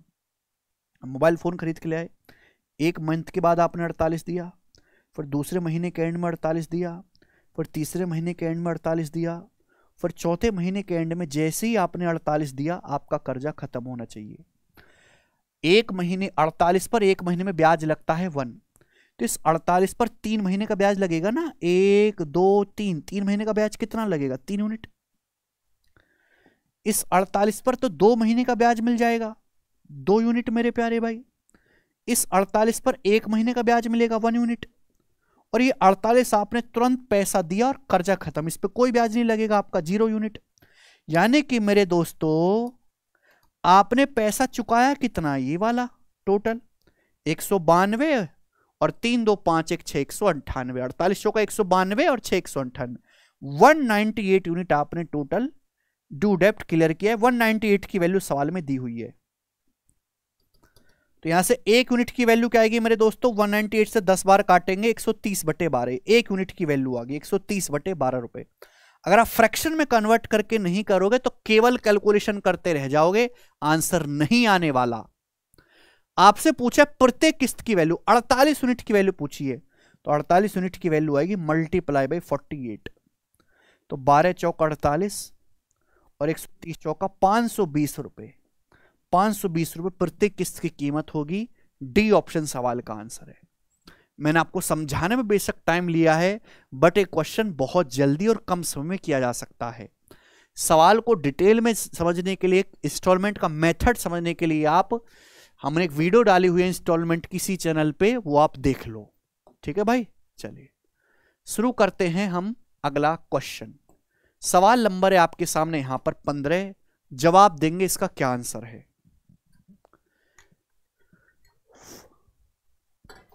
सवाल लग रहा है कंपाउंड इंटरेस्ट का। 6500 रुपए की राशि 2 साल के लिए 10% के ब्याज दर पर उधार ली जाती है। यदि ब्याज हाफ ईयरली रूप से संयोजित किया जाता है तो मिश्र धन ज्ञात करें। Okay, find the amount if a sum of 6500 is being borrowed at 10% interest per annum for 2 years। Interest is compounded half yearly. आपके पास 2 साल का समय, 2 साल का मतलब होता है 24 महीने। 24 महीने होता है मेरे प्यार भी। आप बोलोगे हाँ जी सर बिल्कुल सही। आप हाफ ईयरली कंपाउंड कर रहे हो तो 6-6 महीने की 4 साइकिल बन जाएंगी। 6-6 महीने की कितनी साइकिल बन जाएंगी? 4 साइकिल बन जाएंगी। समझ में आया? आप बोलोगे हाँ जी सर। 2 साल 24 महीने तो 6-6 महीने की 4 साइकिल बन जाएंगी। ब्याज अगर 1 साल में 10% है तो 6 महीने में कितना होगा? 5%। ब्याज अगर 1 साल में 10% है तो ब्याज 6 महीने में कितना होगा? 5%। तो जो आपको ब्याज मिलेगा ना बच्चों, वो 5-5-5 का सक्सेसिव मिलेगा। जो आपको ब्याज मिलेगा ना, वो 5-5-5 का सक्सेसिव मिलेगा। अब ये मुझे बताओ 5-5-5 का सक्सेसिव क्या होगा? और ऑप्शंस देखो काफी दूर दूर है, 100 रुपए का तो फर्क है ही, तो मैं अप्रोक्स करूंगा। देखो 5 और 5 का सक्सेसिव होता है 10.25%। 5 + 5 + 5 गुणा 5/100 और ये 10.25%। फिर 10.25 और 10.25 का सक्सेसिव, x और y का सक्सेसिव x + y + xy/100। पहले इन दोनों को जोड़ेंगे, इन दोनों को जोड़ेंगे 20.5 आएगा। फिर x y इन दोनों की गुणा बटे 100, 10.25 की 10.25 में गुणा करेंगे, लगभग इन दोनों की गुणा करने पर लगभग 100 ही आएगा। 100 को 100 से भाग देंगे 1, यानी कि आएगा लगभग 21.5%। यानी कि 5-5-5 का 4 बार सक्सेसिव जो आएगा वो लगभग 21.5% आएगा। तो 6500 रुपए पर आपको 21.5% ब्याज मिलेगा। तो अमाउंट आपसे पूछा है तो प्रिंसिपल में ब्याज ऐड कर देंगे, अमाउंट आ जाएगा। तो 6500 रुपए का 21.5% आपको निकालना है। तो पहले 20% निकालो, फिर 1.5% निकालो। अब 6500 का 20% क्या होता है? 1300। फिर 1.5% क्या आएगा 6500 का? 6500 का 1.5%। देखो 6500 का 1% होता है 65, तो 1.5% क्या आएगा भाई? 6500 का 1% 65 है, 2% 130 है, तो 1.5% दोनों के बीच में लगभग 100 रुपए आ जाएगा। अप्रोक्स 100 रुपए आ जाएगा अप्रोक्स। आप बोलोगे हाँ जी सर। 6500 का 1% हो गया 65, 2% 130, तो 1.5% लगभग दोनों के बीच में 100 रुपए मान लेते हैं। तो 100 रुपए आ गया। जब मैं इनको ऐड करूंगा तो कितना आएगा मेरे दोस्तों? Amount 7900 rupees. तो आपका अमाउंट 7900 रुपीज आएगा अप्रोक्स। पहला ही ऑप्शन आंसर हो गया, बात खत्म। तो इस तरीके से आपको टुकड़ा टुकड़ा करके कैलकुलेशन करनी होती है पेपर में, तो जाके आंसर आता है मेरे प्यारे भाई। सही, ऐसा नहीं कि पागलों की तरह लगे कैलकुलेशन करने। ठीक है भाई। और पहले समझ जाना चाहिए कि सवाल के आंसर अप्रोक्स में होंगे, एग्जैक्ट नहीं होंगे। कि 5-5-5 का 4 बार सक्सेसिव निकालो, फिर 6500 पे ब्याज कैलकुलेट करो, तो एग्जैक्ट कैलकुलेशन नहीं होगी। ठीक है जी। ये बनाएंगे मेरे दोस्तों 16वां सवाल। 1200 मीटर की दौड़ में राकेश 36 सेकंड में फाइनल पॉइंट पर पहुंचता है, जबकि राजेश 40 सेकंड में पहुंचता है। राकेश ने राजेश को कितनी दूरी से हराया? सेम वैरायटी का सवाल रेस की एक वीडियो डाली है 25 मिनट की, उसमें करवाया है। एक रेस हुई 1200 मीटर की, ठीक, कोई प्रॉब्लम नहीं। राकेश रेस खत्म करता है 36 सेकंड में। राकेश 36 सेकंड में रेस खत्म करता है, जबकि राजेश रेस खत्म करता है 40 सेकंड में। राजेश फाइनल पॉइंट पर पहुंचता है 40 सेकंड में। ठीक है भाई। तो राकेश ने राजेश को कितनी दूरी से हराया? राकेश ने राजेश को कितनी दूरी से हराया? जाहिर सी बात है, राकेश पहले रेस खत्म कर रहा, राजेश बाद में, तो राकेश हरा देगा राजेश को। राजेश जो है राकेश से 4 सेकंड एक्स्ट्रा लेता है, यानी कि राजेश 4 सेकंड से हार गया। राजेश 4 सेकंड से हार गया भाई राकेश से, लेकिन आंसर सेकंड में नहीं, डिस्टेंस पे पूछा है। राजेश पूरी लेंथ 1200 मीटर की दौड़ता है 40 सेकंड में। राजेश 40 सेकंड में 1200 मीटर दौड़ता है, 1200 मीटर। तो राजेश 4 सेकंड में कितना दौड़ेगा? 120 मीटर। यानी कि राजेश 4 सेकंड से हारा है या फिर 120 मीटर से हारा। यही आंसर है, डी ऑप्शन। खत्म। पेन उठाने तक की आवश्यकता नहीं थी सवाल में। बनाओ। सवाल नंबर है 17। कौन करेगा बच्चों? एक कर्मचारी की मंथली इनकम 26,500 रुपए है। मंथली खर्चा 22,000 है। अगले साल उसकी इनकम 20% बढ़ गई, खर्चा 15% बढ़ गया। बचत में परसेंट वृद्धि ज्ञात करिए। सवाल हो गया 100 मान के भी कर सकते हो, डेविएशन भी कर सकते हो, एलिगेशन भी कर सकते हो, पर मुझे जो सबसे बेस्ट लगता है प्यारे बच्चे वो है डेविएशन। देखो मेरे दोस्तों, आप जानते हैं कि इनकम बराबर होता है एक्सपेंडिचर प्लस सेविंग, यही होता है। अब एक कर्मचारी है, उसकी खर्चा कितना है? 22,000 रुपए। एक्सपेंडिचर है 22,000 रुपए। इनकम है 26,500 इनकम। तो बचत कितनी है बताइए? 26,500 में से 22,000 घटाएंगे 4,500। 4,500 उसकी बचत है। तो एक्सपेंडिचर और सेविंग का रेशियो क्या है भाई? 2 जीरो कट गया और ये 5 से काटेंगे मेरे दोस्तों 44 और ये 9। 44 रेशियो 9। यानी कि एक्सपेंडिचर और सेविंग का जो रेशियो है वो 44 रेशियो 9 है। एक आदमी की एक्सपेंडिचर और सेविंग का रेशियो। अगले साल आदमी की इनकम 20% बढ़ी, खर्चा 15% बढ़ गया। आदमी का खर्चा 15% बढ़ गया, इनकम 20% बढ़ी। इनकम का क्या मतलब है? इनकम का मतलब है एक्सपेंडिचर प्लस सेविंग, यानी कि इन दोनों का sum. Overall expenditure plus saving, overall income 20% बढ़ गई। आपसे पूछा बचत में कितने परसेंट की चेंज आया? डेविएशन हो गया कि नहीं हो गया? ओवरऑल आपकी इनकम 20% बढ़ गई है, एक्सपेंडिचर प्लस सेविंग। खर्चा 15% बढ़ गया है। पूछा बचत में कितने परसेंट की वृद्धि होगी? तो आप नहीं निकाल सकते क्या भाई? हर कोई निकाल सकता है। अगर इनकम 20% बढ़ी है तो खर्चा भी 20% बढ़ा होगा, बचत भी 20% बढ़ी होगी। अगर इनकम 20% बढ़ी है तो खर्चा भी 20% बढ़ा होगा, बचत भी 20% बढ़ी होगी। लेकिन खर्चा बढ़ा है 15%। 20 से 15 कितना कम है? 5%। 5% कम। तो खर्चा 44 रुपए का 5% कम बढ़ा है। 44 का 5 कितना होता है? 220। तो बैलेंस करने के लिए यहां 220% एक्स्ट्रा कर देंगे। बैलेंस करने के लिए 220% एक्स्ट्रा। अगर इनकम 20% बढ़ी है तो खर्चा भी 20 बढ़ना चाहिए था, बचत भी 20% बढ़नी चाहिए थी। खर्चा बढ़ा है 15, 20 से 15 5% कम। तो 44 का 5 220% कम है। तो बैलेंस करने के लिए 220% एक्स्ट्रा कर देंगे। Net deviation should be 0। कितने पर? सेविंग पर। सेविंग कितनी है? 9/9 आएगा। तो कितना आएगा? 220/9 क्या आ जाएगा मेरे प्यारे भाई? ठीक है भाई। तो 9 दूनी 18, 4 0 9 चौक 36, 24 सही, 4/9। तो 20 + 24 आ जाएगा 44। 44:4/9% यह आंसर है, ए ऑप्शन। 44:4/9%। बोलो हाँ। इससे बढ़िया सवाल तो कोई बनता ही नहीं है। सवाल नंबर हम आगे फेंक के मारेंगे आपके सामने। 18 बनाओ जी। Time and work. Time and work के काफी अच्छे अच्छे सवाल डाले गए हैं, लेकिन जो फिक्स टाइप के सवाल हैं जो ऑलरेडी पेपर में आ चुके वो मैंने छोड़ दिए हैं। ठीक है ना? मैं आपको नई नई लैंग्वेज के सवाल करवा रहा हूं।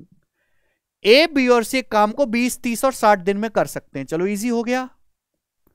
ए किसी काम को कर सकता है 20 दिन में, बी 30 दिन में और सी उस काम को कर सकता है 60 दिन में। ए हर दिन काम करता है और हर तीसरे दिन बी और सी भी ए के साथ काम करते हैं। तो काम कितने दिन में पूरा होगा? चलो बच्चों, 20, 30, 60 का एलसीएम 60, ये टोटल वर्क हो गया। तो ए की एफिशिएंसी 3 है, बी की एफिशिएंसी 2 है और सी की एफिशिएंसी 1 है। ए हर दिन काम करता है, यानी कि ए पहले दिन भी काम करता है, ए दूसरे दिन भी काम करता है। लेकिन तीसरे दिन बी और सी भी ए के साथ मदद करते हैं। हर तीसरे दिन कि तीसरे दिन ए के साथ बी और सी भी हेल्प करने आते हैं हर 3 दिन पे। फिर वापस यही साइकिल शुरू होती है। फिर ए अकेले काम करता है 2 दिन, फिर तीसरे दिन ए के साथ बी प्लस सी भी आ जाते हैं। तो यही सेम साइकिल बार बार रिपीट होती रहती है। तो यहां पे साइकिल जो है हर 3 दिन में सेम पैटर्न आपको देखने को मिलेगा। तो मतलब पहले दिन ए कितना काम करेगा, 3 यूनिट, अगले दिन ए 3 यूनिट, और तीसरे दिन तीनों लोग मिलकर एबीसी काम करेंगे 6 यूनिट। तो हर 3 दिन में कितना काम होगा, 3 और 3 6 और 6 12 यूनिट। हर 3 दिन में 12 यूनिट काम होगा, हर 3 दिन में 12 यूनिट, 3 3 6 6 12। आपको काम करना है 60 यूनिट। तो 60 यूनिट काम करने में कितने दिन लगेंगे, दोनों तरफ 5 से गुणा कर दो। 60 यूनिट काम करने के लिए 15 दिन लगेंगे, 5 दिया 15, और 15 सवाल का आंसर होगा डी ऑप्शन। समझ में आई बात, बोलो हां। कर पाएंगे, आप बोलोगे हां जी सर ये तो बहुत ही सरल सवाल निकला। आगे चलते हैं, ठीक है जी। अच्छा जी, ये एक और सवाल आ गया मेरे दोस्तों टाइम एंड वर्क का। चलो इसे भी निपटाएंगे, छोड़ेंगे नहीं बिल्कुल भी। बनाएं, पी क्यू और आर जब पर्सनल रूप से काम करते हैं तो एक काम को 36, 48 और 144 दिन में पूरा कर सकते हैं। पी क्यू और आर किसी काम को अकेले 36, 48 और 144 डेज में पूरा कर सकते हैं। तो टोटल वर्क मान लेते हैं इनका एलसीएम 144, 144। तो पी की एफिशिएंसी आ जाएगी 4, क्यू की आ जाएगी 3, 48 से 144, और आर की एफिशिएंसी आ जाएगी 1। अब सुनिए क्या बोला है, पी क्यू और आर एक साथ काम करना शुरू करते हैं एक साथ, और पी काम पूरा होने से 12 दिन पहले, पी तीनों लोग काम एक साथ शुरू करते हैं, पी काम पूरा होने से 12 दिन पहले छोड़ देता है, और क्यू काम पूरा होने से 8 दिन पहले छोड़ देता है। आर एंड तक काम करता है। काम को पूरा करने में लगने वाले कुल दिनों की संख्या निर्धारित करें। यह है जब काम खत्म होने से पहले छोड़ दिया जाता है, वो वाला टाइप। मुश्किल नहीं है, सुनेगा। सपोज काम यहां से होना शुरू हुआ और काम यहां पे जाके खत्म हुआ, तो इस टाइम पीरियड में काम कितना हुआ, इस टाइम पीरियड में काम हुआ 144 यूनिट। मुझे यही टाइम पीरियड निकालना है। तो ऐसे सवालों को मैं करूंगा शिफ्टिंग से। काम सपोज यहां से होना शुरू हुआ है, काम यहां पे जाके खत्म हुआ, और ये टाइम पीरियड नहीं चेंज करूंगा मैं, बाकी कुछ भी चेंज कर सकता हूं। इस टाइम पीरियड में काम हुआ 144 यूनिट, तीनों लोगों ने काम करना शुरू किया था।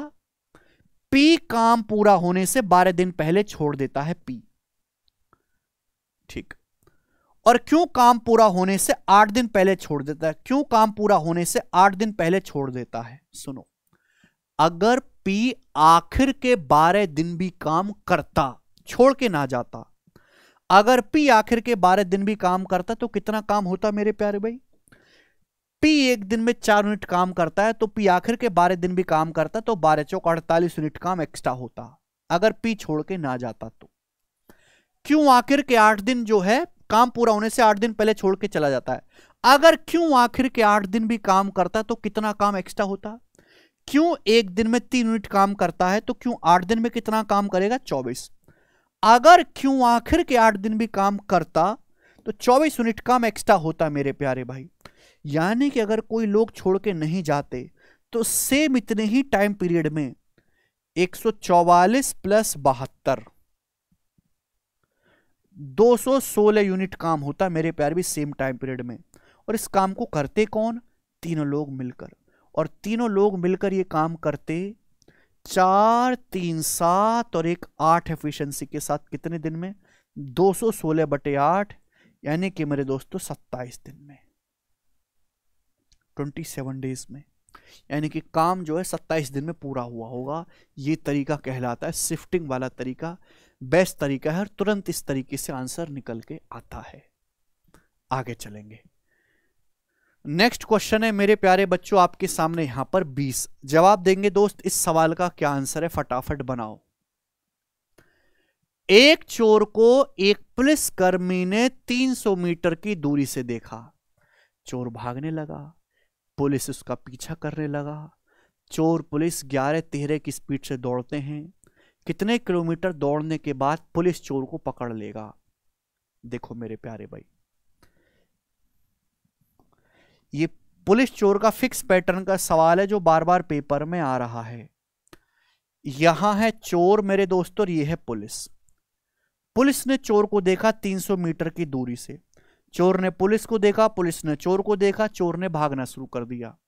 चोर भाग रहा है 11 किलोमीटर पर आवर की स्पीड से, पुलिस उसके पीछे पीछे 13 किलोमीटर पर आवर की स्पीड से। तो पुलिस और चोर की स्पीड का रेशियो क्या है? 13:11। दोनों ने एक साथ भागना शुरू किया है मेरे दोस्तों। कितने किलोमीटर के बाद पुलिस चोर को पकड़ लेगा? देखो पकड़ा कब जाएगा चोर? भाई चोर तो भाग के इतनी दूरी आएगा मेरे प्यारे भाई, और पुलिस भाग के मेरे दोस्तों खटैक चोर को यहां धप्पा बोल देगा, पकड़ लेगा। यानी कि अगर पुलिस चोर को पकड़ना चाहती है तो पुलिस को 300 मीटर एक्स्ट्रा चलना पड़ेगा। दोनों ने एक दूसरे को देखा, दोनों ने एक साथ भागना शुरू किया, एक साथ भागते रहे, दोनों यहां पे मिले तो दोनों सेम टाइम तक भागते हैं। अगर टाइम सेम है तो जो स्पीड का रेशियो है वही पुलिस और चोर के द्वारा चलेगी, डिस्टेंस का रेशियो भी होगा। ये पुलिस चोर की स्पीड का रेशियो है, यही उनके द्वारा चलेगी, डिस्टेंस का रेशियो भी होगा 13:11। तो पुलिस चोर से मेरे दोस्तों कितनी डिस्टेंस एक्स्ट्रा जाता है? 2 यूनिट। 2 की वैल्यू ही सवाल में 300 मीटर है, 2 की वैल्यू 300 मीटर। तो पकड़े जाने से पहले पुलिस द्वारा चलेगी दूरी है 13 यूनिट। 2 की वैल्यू अगर 300 मीटर है 150 गुना, तो 13 की वैल्यू भी 150 गुना होगी, यानी कि 13 गुणा 15 195, 1950 मीटर। और 1950 मीटर को किलोमीटर में लिखेंगे 1.95, डी ऑप्शन 1.95 किलोमीटर। जो समझदार बालक है वो दिमाग में ही कर लेगा कि आंसर 13 का मल्टीपल आएगा, कि पुलिस की स्पीड 13 है, 13 का मल्टीपल एक ही ऑप्शन है डी, और ये आंसर हो जाएगा ऑप्शन से। 13 का मल्टीपल आंसर आएगा मेरे प्यारे भाई, और एक ही ऑप्शन अवेलेबल है, ये उत्तर हो जाएगा, बात खत्म। ये मैं नहीं करता सॉल्व, पर सवाल बहुत ज्यादा पेपर में आ रहा है, इसलिए आपको पता होना चाहिए। आगे चलते हैं, बनाएं जी। सवाल नंबर 21, ये इलेक्शन का जबरदस्त फिक्स पैटर्न वाला सवाल है, मतलब ये बार बार पेपर में आता रहता है लैंग्वेज बदल के। रिसेंटली सीजीएल के काफी पेपर्स में आया, सीएचएसएल में, और इवन सीजीएल और सीएचएसएल के दोनों के मेंस के पेपर में भी आया था पिछले साल। ये बताओ 21वां क्वेश्चन, 2 उम्मीदवार के बीच एक चुनाव में मतदाता सूची में शामिल 20% लोगों ने वोट नहीं डाला और 80 मतदाताओं ने अपने मतपत्र खाली डाल दिए, यानी कि 80 जो है वोट्स आपके इनवैलिड हैं, खाली वोट हैं। Winner secured 45% of all voters in the list, यानी कि विनर को, ये लाइन बड़ी इंपॉर्टेंट है मेरे दोस्तों, विनर को जितने भी वोटर्स हैं वोटिंग लिस्ट में उसका 45% मिला, वैलिड वोट का नहीं, टोटल वोटर्स का, वोटिंग लिस्ट का 45% विनर को मिला है, और वो अपने राइवल, अपने विरोधी से 280 वोटों से जीता है। तो आपसे पूछा है वोटर्स कितने हैं वोटिंग लिस्ट में, ठीक है भाई, आपसे क्या पूछा है? टोटल वोटर पूछा है, ठीक है ना, वोटिंग लिस्ट आपसे पूछा है। तो देखिए इस सवाल को हम करते हैं जनरली शिफ्टिंग से, और एक स्टेप में आपका आंसर आ जाता है। जैसे मान लिया कि 100% वोटर्स हैं आपके, 100%, ध्यान सुनिएगा मेरे प्यारे में, 100% में से 20% लोगों ने तो वोट डाला ही नहीं, 20% ने वोट तो डाला ही नहीं, तो डाला कितने लोगों ने वोट है? 80%, यानी कि हार जीत का फैसला जो है इनमें से होगा, डाले वोट है 80%, ठीक है भाई। अब 80% वोटों में से जो डाले गए वोट हैं 80 वोट जो वो बैलेट पेपर पे डाल दिए, ब्लैंक बैलेट पेपर पे खाली हैं, और जीतने वाले को जितने भी वोटर्स है वोटिंग लिस्ट में उसका 45% मिला। भाई टोटल वोटर्स कितने हैं? 100 का 45% कितना होता है? 45, यानी कि जीतने वाले को कितना मिला? 45%, और वो अपने विरोधी से कितने से जीता है भाई? अपने विरोधी से 280 वोटों से जीता है। थोड़ा सा दिमाग लगाओ, बहुत थोड़ा सा, ज्यादा नहीं लगवाऊंगा बच्चों। अगर ये 80 वोट इनवैलिड ना करके, अगर ये 80 वोट्स इनवैलिड ना करके हम हारने वाले उम्मीदवार को दे दें, भाई 80 वोट इनवैलिड ना करके अगर हम हारने वाले कैंडिडेट को दे दें, हारने वाले कैंडिडेट को, तो अगर आपके विरोधी को 80 वोट ज्यादा मिल जाएंगे, आप अपने विरोधी से, आप अपने राइवल से 280 वोट से जीतते हो। अगर आप आपके अपोनेंट को, आपके विरोधी को 80 वोट ज्यादा मिल जाएंगे तो आप 280 से ना जीतकर आप केवल 200 वोटों से ही जीतोगे मेरे प्यारे भाई। समझ में आया? आप बोलोगे हाँ सर। अगर ये 80 वोट इनवैलिड ना करके हम आपके ओपोनेंट विरोधी को देते, नाराज मत हो ना, आपके विरोधी को दे देते हैं, तो आप 280 वोट से ना जीत के कितने वोटों से जीतोगे? 200 ही वोटों से जीतोगे। डाले गए वोट 80% है, इसमें से हार जीत का फैसला होना है। आपको 45% मिल गए हैं, तो आपके विरोधी को कितने मिले होंगे? फिर जवाब दो। 80 में से 45 घटाएंगे, 35% आपके विरोधी को मिले होंगे। तो आप मुझे बताओ, आप कितने वोटों से जीते मेरे प्यार भी? 10% के अंतर से जीते। 45 आपको, आपके जो है अपोनेंट को 35%, 10% के अंतर से जीते।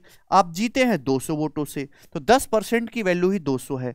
टोटल वोटर से वोटिंग लिस्ट में 100%, 100% के लिए एक जीरो चिपका देंगे, 2000 इस सवाल का आंसर हो गया, ए ऑप्शन। तो it's a very nice easy question, अगर आप इस तरीके से करोगे शिफ्टिंग मेथड से। ये बनाएंगे भाई साहब। सवाल नंबर आपके सामने 22, करो जी भाई।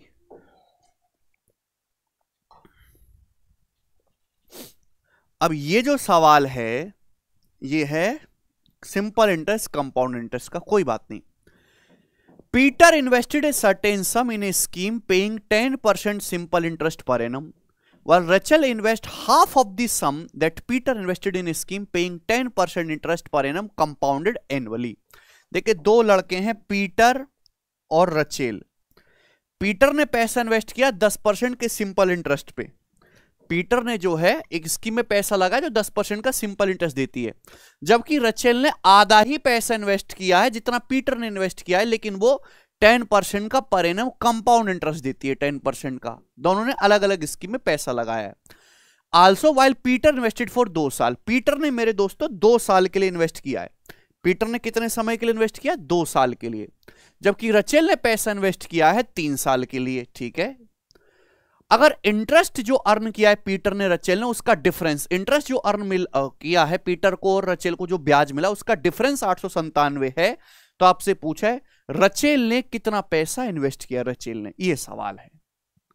देखो मेरे दोस्तों, सवाल में साफ साफ बोला गया कि पीटर ने रचेल ने पीटर का आधा पैसा जो है इन्वेस्ट किया है, आधा। देखो मुझे यहां परसेंटेज में निकालना है, तो 100 मान लेते हैं। माना अगर रचेल ने 100 यूनिट इन्वेस्ट किया है, तो पीटर ने कितना इन्वेस्ट किया होगा? फिर 200। भाई रचेल ने पीटर का आधा इन्वेस्ट किया ना, 200 का आधा 100।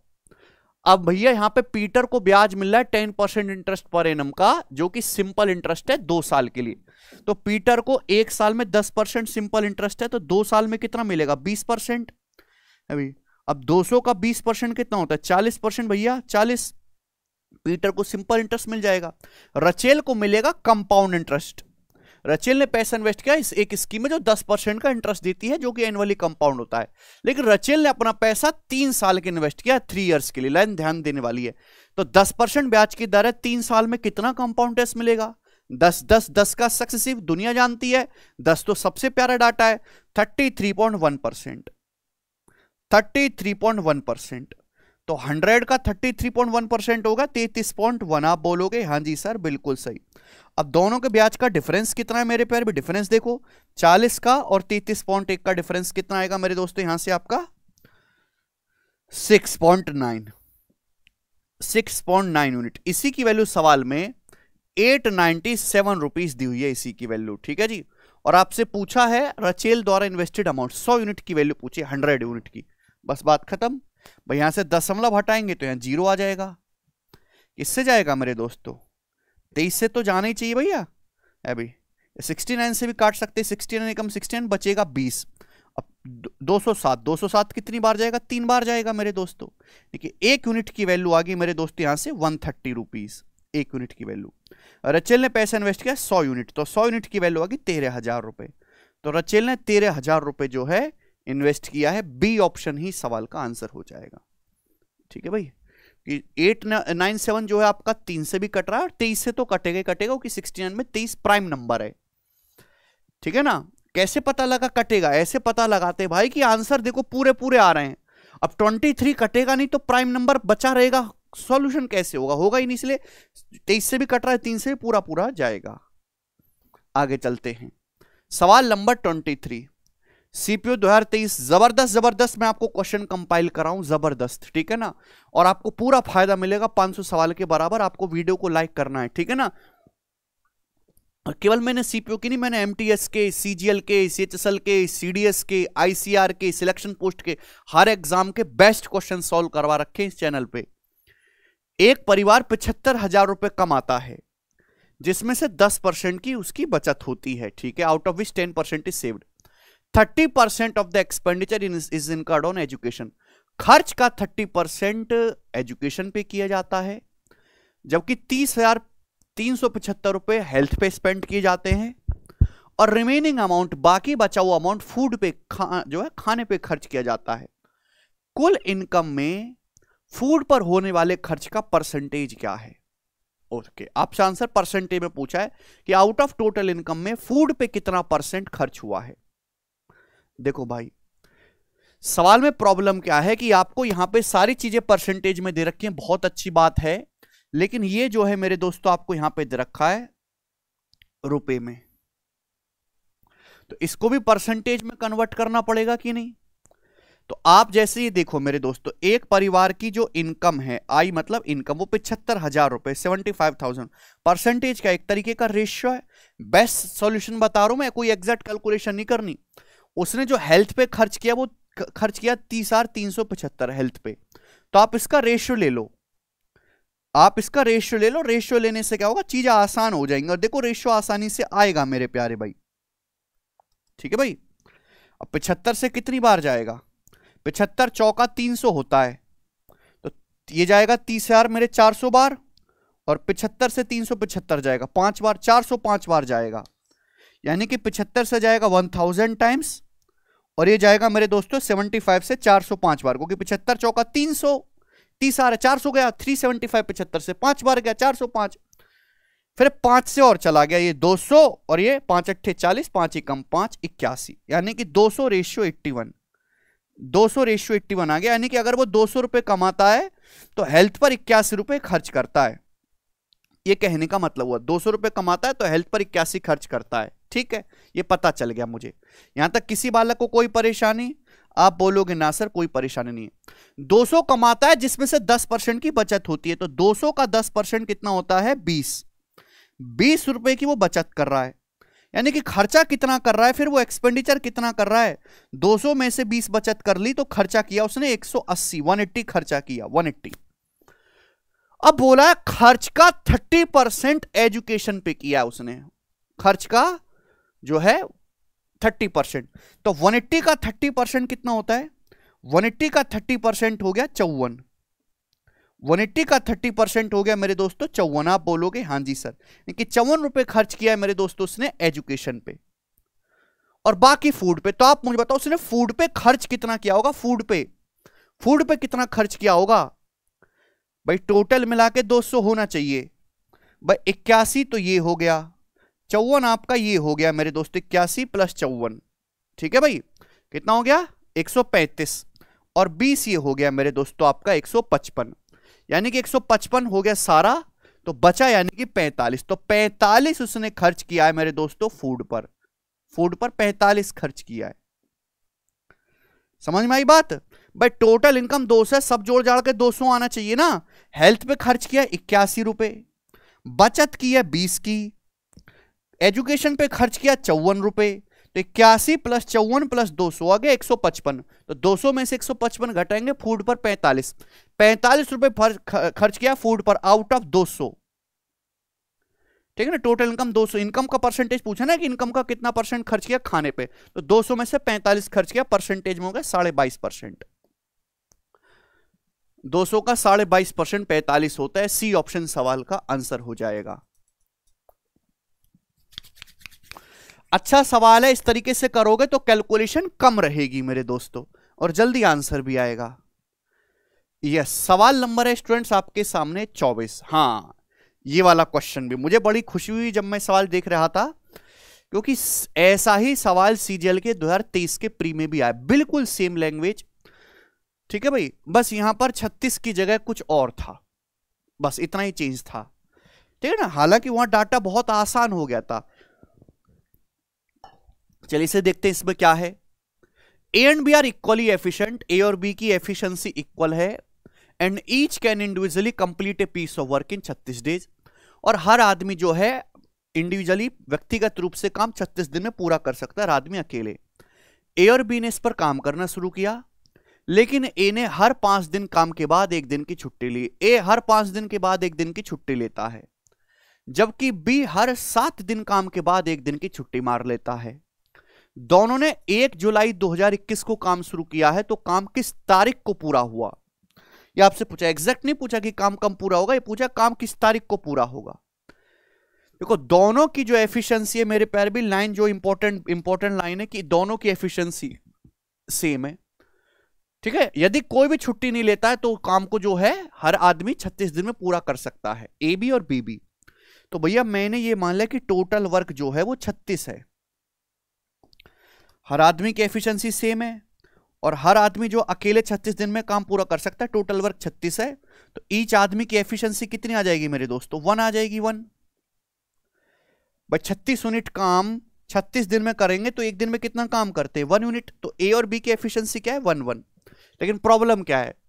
प्रॉब्लम ये है ए और बी ने काम करना शुरू किया एक साथ। ए हर 5 दिन काम के बाद 1 दिन की छुट्टी लेता है, यानी कि ए 5 दिन काम करेगा, 1 2 3 4 5 पर छुट्टी मारेगा, ठीक है भाई। बी हर 7 दिन के बाद जो है 1 दिन की छुट्टी लेता है, 7 दिन काम करेगा, 1 2 3 4 5 6 7 फिर छुट्टी मारेगा, और ऐसे ही चलता रहेगा। तो बताओ काम कितने दिन में पूरा होगा, किस तारीख को पूरा होगा? शुरू हुआ 1 जुलाई 2021 को। तो मेरे प्यारे भी कॉमन टाइम देख लेते हैं, मेरे प्यारे भी कॉमन टाइम। अगर मैं यहां से देखूं तो ये तो हो गए मेरे दोस्त, ये तो हो गए 8 दिन। ये देखो 1 2 3 4 5 6 7 8 दिन हो गए ना। तो ये है ए की कहानी, ये है बी की कहानी। तो मैं ये कह सकता हूं मेरे प्यारे भाई कि बी जो है 8 दिन में 7 दिन काम करता है, जबकि ए 8 दिन में काम करता है, ये भी 8 दिन में 7। भाई यहां तो छुट्टी मारेगा नहीं ना, ध्यान सुनेगा मेरे दोस्तों। ए ने 5 दिन काम किया फिर छुट्टी मारी, फिर तो छुट्टी नहीं मारेगा, इन 2 दिन भी काम करेगा। यानी कि हम ये कह सकते हैं कि 8 दिन में, 8 दिन का समय दिखाई दे रहा है ना आपको, ये 8 दिन में मेरे प्यारे भाई 8 डेज में ए काम करता है 7 यूनिट। देखो 7 यूनिट काम किया है, बीच में छुट्टी मारी 6ठे दिन, और बी ने 8वें दिन छुट्टी मारी, बी ने भी काम किया है 7 यूनिट। समझ में? आप बोलोगे हाँ जी सर। यानी कि हर 8 दिन में काम जो होगा वो 14 यूनिट काम होगा, 7 + 7 14। हर 8 दिन में 14 यूनिट काम होगा मेरे दोस्तों, 14 यूनिट। समझ में आया? आप बोलोगे हाँ जी सर, बिल्कुल सही। देख पा रहे हैं 8 दिन की कहानी दिखाई है भाई। बी ने 8वें दिन छुट्टी मारी है, 7 दिन काम किया है 7 यूनिट। ए ने 6ठे दिन छुट्टी मारी है, बाकी जो है काम किया है भाई 7 दिन। तो दोनों लोग 8 दिन में कितना काम करेंगे? 14 यूनिट, ठीक है भाई। काम करना है 36, तो 14 का मल्टीपल आप बताओ, 36 के नजदीक 28, दोनों तरफ 2 से गुणा कर देते हैं। तो इस हिसाब से 16 दिन में कितना काम होगा? 16 दिन में काम हो जाएगा 28 यूनिट, दोनों तरफ 2 से गुणा कर देते हैं। अब काम करना है 36 यूनिट, यानी कि 8 यूनिट काम और बाकी है। अब बताओ अब इसके आगे क्या होगा मेरे प्यारे भाई? देखो बच्चों, यहां से गलती मत करने लगना। ये जो पहला बंदा है ए, हर 5 दिन के बाद एक छुट्टी लेता है, यानी कि 6ठे दिन। ए मेरे दोस्तों 6 दिन बाद छुट्टी लेगा, फिर अगली छुट्टी मेरे दोस्तों 5 दिन बाद लेगा, यानी कि 12वें दिन, फिर 18वें दिन छुट्टी लेगा, फिर 24वें दिन छुट्टी लेगा। ये बात समझ में आ रही है? और ऐसे ही चलता रहेगा मेरे दोस्तों। समझ में आ रही है बात? ठीक है भाई। ये मैं हटा दूं यहां से थोड़ी देर के लिए, तो ए हर 5 दिन के बाद छुट्टी लेता है, दिखाई दे रहा है ना। और बी जो है हर 8 दिन के बाद छुट्टी लेता है, 7 दिन के बाद छुट्टी लेता है।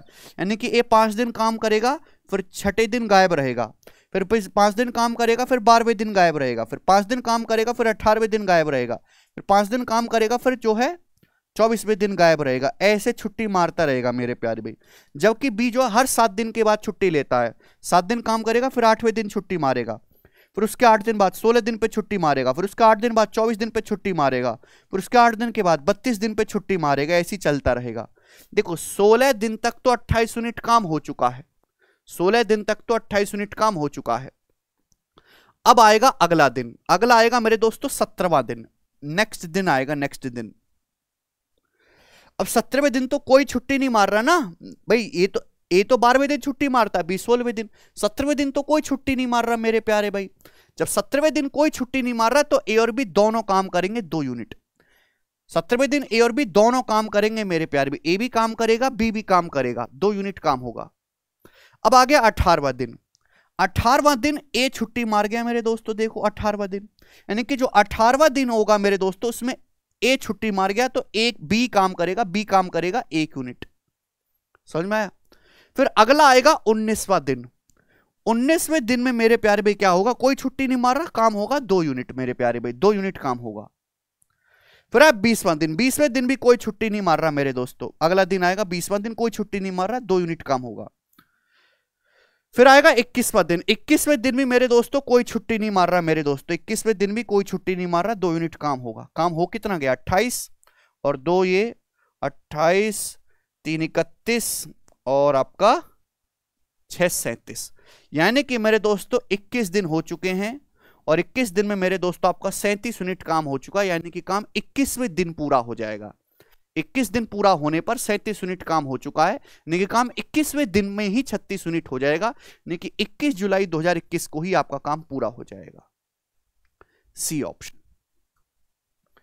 ठीक है भाई, तो बड़ा अच्छा मेरे दोस्तों यहां पर ये लॉजिक बनता है, ठीक है ना। देखो 16 दिन में तो 28 यूनिट काम होगा क्योंकि एक कंप्लीट साइकिल दिखाई दे रही है, लेकिन उसके बाद हमको ध्यान देना है। जब अगला दिन आएगा 17वां दिन, कोई छुट्टी नहीं मार रहा, देखो छुट्टी तो ये 6ठे दिन मारते हैं, 12वें दिन या 18वें दिन, ये 24वें दिन या 8वें दिन, ये 16वें दिन है, तो 17वें दिन कोई छुट्टी नहीं मार रहा, तो ए और बी दोनों उपलब्ध हैं। जब ए बी है और बी भी है 17वें दिन, तो ए बी 1 यूनिट काम करेगा, बी भी 1 यूनिट, 2 यूनिट काम होगा। अब 18वें दिन ए छुट्टी मार जाएगा, तो 18वें दिन तो आपका 1 यूनिट काम होगा, बी करेगा। 19वें दिन भी कोई छुट्टी नहीं मार रहा, 2 यूनिट काम। 20वें दिन भी कोई छुट्टी नहीं मार रहा, 2 यूनिट काम। देखो ये काम कितना हो चुका है, 20 दिन हो चुके भाई, 16 4 20 दिन हो चुके, काम हो चुका है 28 और 6 34 और 1 35 यूनिट काम हो चुका है। अब जैसे ही अगला दिन आएगा, जो नेक्स्ट दिन आएगा मेरे दोस्तों, जो 21वां दिन आएगा, 21वें दिन में 2 यूनिट काम होगा, क्योंकि हमको करना तो 1 यूनिट है, 35 तो हो ही चुका है, टोटल 36 करना है, 1 यूनिट काम ही करना है। तो अगले दिन जो है मेरे दोस्तों बाकी का जो 1 यूनिट काम है हम वो कर लेंगे, यानी कि टोटल काम आपका 21वें दिन में हो जाएगा। समझ में आया? तो आप बोलोगे जी बहुत बेहतरीन जबरदस्त क्वेश्चन बनाया है, डाटा भी अच्छा सेट किया है इन लोगों ने जी। अगला सवाल, सवाल नंबर 25। अंकिता ने 3 खिलौने बेचे, ठीक। पहला खिलौना 25% के लाभ पर 1500 रुपए में बेचा गया, दूसरा खिलौना 50% के नुकसान पर 2800 रुपए में बेचा गया, तीसरा खिलौना 25% के प्रॉफिट पर 3500 रुपए में बेचा गया। अच्छा, उसका कुल प्रॉफिट या लॉस परसेंटेज बताओ। देखो मेरे प्यार भाई, कुल प्रॉफिट या लॉस परसेंटेज निकालना है, तो देखो यहां पे आपको सेलिंग प्राइस दिया है, सेलिंग प्राइस दिया है और आपको यहां पे प्रॉफिट लॉस का परसेंटेज दिया अलग अलग, तो डेविएशन से तो होगा नहीं। डेविएशन या एलिगेशन से तब लगता है ना जब आपको सीपी दिया होता है। भाई प्रॉफिट या लॉस किसको बेस मान के निकाला जाता है? सीपी को, कॉस्ट प्राइस को, क्रिय मूल्य को मेरे प्यारे भाई, ठीक है ना, क्रिय मूल्य को। तो यहां पर मेरे प्यारे बच्चों आप सीपी निकाल लो, सीपी आपको निकालना पड़ेगा। चलिए मेरे दोस्तों, ऊपर हम लिख लेंगे प्रॉफिट या लॉस जो भी होगा मेरे दोस्तों। तो पहले आर्टिकल को 25% में बेचा गया 1500 रुपए में। 25% का प्रॉफिट का मतलब होता है 1/4। 1/4 का मतलब 4 का सामान 5 में गया, बिका कितने में? 1500 में। तो 5 की वैल्यू 1500 है, तो सीपी क्या है? 4 की वैल्यू 1200 है। प्रॉफिट कितना हुआ? 1 यूनिट। 1 यूनिट की वैल्यू है भैया, 1 यूनिट की वैल्यू 300 रुपए। 1200 सीपी है, 300 का प्रॉफिट हुआ, 1500 में बिका। दूसरा आर्टिकल 50% के लॉस पर बेचा गया 2800 में। 50% का लॉस मतलब 1/2। 50% का लॉस, 50% 1/2, यानी कि 2 का सामान 1 में, ठीक है भाई। तो बेचा कितने में गया? 2800 में। तो 1 की वैल्यू 2800 है, तो 2 की वैल्यू क्या आ गई मेरे दोस्तों? 5600, यानी कि दूसरा आर्टिकल का सीपी है 5600। नुकसान कितने का हुआ? 1 यूनिट का। 2 का सामान 1 यूनिट में बिका ना, तो 1 यूनिट का नुकसान होगा। 1 की वैल्यू कितनी? 2800। 2800 लॉस हुआ है मेरे प्यारे भाई, लॉस हुआ इसलिए माइनस लगाया, प्रॉफिट है तो पॉजिटिव। तीसरा आर्टिकल 25% के लाभ पर बेचा गया 3500 में। 25% लाभ का मतलब 1/4, 4 का सामान 5 में, तो 5 की वैल्यू 3500 रुपए है, तो 4 की वैल्यू कितनी आ जाएगी? 2800 रुपए, यानी कि तीसरा आर्टिकल का सीपी है 2800 रुपए। प्रॉफिट कितना हुआ यहाँ पे? 1 यूनिट का प्रॉफिट हुआ 700 का, 700 का प्रॉफिट हुआ है मेरे दोस्तों, 700 का निकाल लिया मैंने आसानी से। हालांकि आप इसमें जो है रेशियो बना के भी कर सकते हो भाई, पहले यहां पे सीपी एसपी का रेशियो बना लो, फिर एसपी के को बैलेंस कर लो, लेकिन ये डाटा इतना आसान है किस तरीके से ही जल्दी हो जाएगा, बोलो हाँ। तो भाई हमने हर एक का सीपी और प्रॉफिट निकाल लिया। तो देखो ऊपर नेगेटिव आएगा मेरे दोस्तों, लॉस ज्यादा हुआ है, लॉस ज्यादा हुआ है तो प्रॉफिट तो आंसर होगा नहीं, ये दो ऑप्शन तो कट गए, या तो बी ऑप्शन है या डी। अब 300, 700, 1000 माइनस 2800 माइनस का 1800 आ गया मेरे दोस्तों, और नीचे क्या आएगा भाई 5600, 2800, 8400, 84 प्लस 12 96, 9600 कट गया 0 से 0, और मेरे प्यारे भी किससे जाएगा 6 से जाएगा, 3/16। तो 3/16 आपको लॉस हो गया, 1/16 में अभी बताया था 6.25%, 3/16 6.25% का 3 गुना 18.75% का लॉस हुआ है आपको। ठीक है बच्चे, तो बी ऑप्शन सवाल का आंसर होगा, मुश्किल नहीं है। अगला सवाल, ए बी सी एक काम को 11, 20 और 55 दिन में पूरा कर सकते, 3 लोग हैं ए बी सी। ए काम को करता है 11 दिन में, बी करता है 20 दिन में, और सी उस काम को करता है 55 दिन में। ए पहले दिन बी के साथ, ए दूसरे दिन सी के साथ काम करता है, इस तरह काम कितनी जल्दी पूरा किया जा सकता है। अच्छा, ये भी अल्टरनेट बेसिस का सवाल है, अच्छे सवाल अल्टरनेट बेसिस पर ही आए हैं। तो 11, 20, 55 का एलसीएम बताओ, 220, 110 तो नहीं होगा ना, 20 से नहीं कटेगा, तो 220 हो जाएगा मेरे दोस्तों, 220। और देखो ये कोई निकालने वाली चीज नहीं कि आपको इसको कोने में निकालो, आपकी इतनी मानसिक क्षमता नहीं कि 11, 20, 55 का एलसीएम निकाल पाओ, तो किस काम के हो। 55, 11 का एलसीएम तो 55 आ गया, अब मुझे जो है 20 से और देखना है, तो 55 का दुगुना 110 तो नहीं कट पाएगा भैया 20 से, फिर और दुगुना करते 220 कट जाएगा, बात खत्म। तो इसकी एफिशिएंसी कितनी आ गई मेरे दोस्तों 20, इसकी कितनी आ गई मेरे दोस्तों 11, और फिर कितने आ गए मेरे दोस्तों 4। तीनों की जो है मेरे दोस्तों यहां पर एफिशिएंसी आ गई ए बी सी की। ए पहले दिन बी के साथ काम करता है, तो पहले दिन ए बी के साथ काम करेगा, फिर अगले दिन ए जो है सी के साथ काम करता है, एंड सो ऑन, यही आगे चलता जाता है। तो बताओ काम कितने दिनों में पूरा होगा। तो हर 2 दिन में सेम पैटर्न आपको देखने को मिल रहा है, पहले ए बी फिर ए सी, फिर ए बी फिर ए सी। तो पहले दिन ए और बी कितना काम करेंगे 20 और 11 31, पहले दिन में ए और बी मिलकर कितना काम कर देंगे 20 और 11 31। अगले दिन ए और सी कितना काम करेंगे 20 और 4 24, 20 4 24। तो इस हिसाब से आप मुझे बताओ हर 2 दिन में कितना काम होगा, हर 2 दिन में तो हो जाएगा 4 1 5 और 3 2 5, 55 यूनिट काम होगा हर 2 दिन में। हर 2 दिन में 55 यूनिट काम होगा। पहले दिन ए और बी भैया 20 11 31 करेंगे, और अगले दिन ए और सी 20 4 24 करेंगे, तो 2 दिन में कितना काम होगा 55। काम करना है 220 यूनिट, तो 220 यूनिट काम कितने दिन में होगा मेरे प्यारे भाई 4 से मल्टीप्लाई कर दो, 4 साइकिल कंप्लीट हो जाएंगी, 4 से मल्टीप्लाई 55 चौका 220 यूनिट काम 8 दिन में हो जाएगा। और इस सवाल का आंसर है डी ऑप्शन।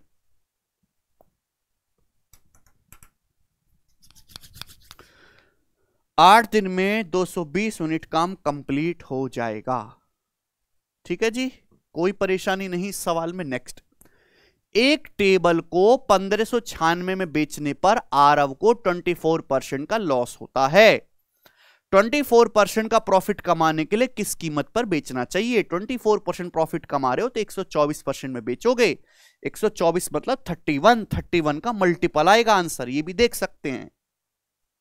देखो, एक सामान को आपने 1596 में बेचा और आपको 24% का लॉस हुआ, 100% पे 24% का लॉस हुआ, तो सामान बिका कितने में 76% में।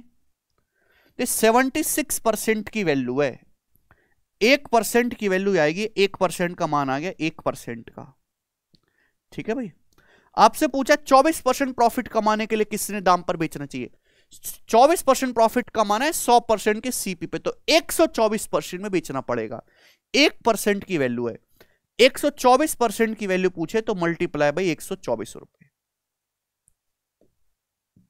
ये वन स्पॉट सॉल्यूशन होता है ऐसे सवालों का, ठीक है ना। दैट्स, यहां पे अब केवल आपकी कैलकुलेशन मैटर करती है मेरे दोस्तों, ठीक है। आंसर पूरा पूरा जा रहा है भाई ऊपर देखो, यूनिट डिजिट से भी हो जाएगा पर दो ऑप्शन मैच करेंगे, ये तो नहीं आएगा यूनिट डिजिट मेरे दोस्तों, नहीं आ सकता है। चेक कर लेते हैं क्या होगा जी। 4 से जाएगा मेरे दोस्त 31 और 4 से जाएगा मेरे दोस्त 19। अब नीचे 19 प्राइम नंबर है तो काटेगा ही कटेगा, है भाई, काटेगा ही कटेगा। 19 8 152 7 19 चौक 76, तो 84 गुणा 31 आ गया, तो एंड में तो 4 ही आएगा मेरे प्यारे भाई, ये उत्तर नहीं हो सकता। अब 84 गुणा 31 करेंगे तो 3000 तो क्रॉस नहीं करने वाला है भाई। 80 गुणा 30 2400 होता है, 3000 क्रॉस नहीं करेगा, तो आंसर 2604, पहला ऑप्शन खत्म। हमें लगता है आपको बात अच्छे समझ में आई है। आगे चलेंगे नेक्स्ट सवाल। सवाल नंबर है दोस्तों आपके सामने यहां पर 28। जी स्टूडेंट्स, कौन करेगा?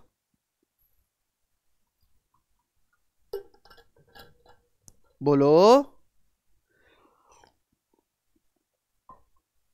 जॉनथन ने 3 साल पहले 5 साल की अवधि के लिए 10% वार्षिक ब्याज दर पर एक धनराशि उधार ली थी।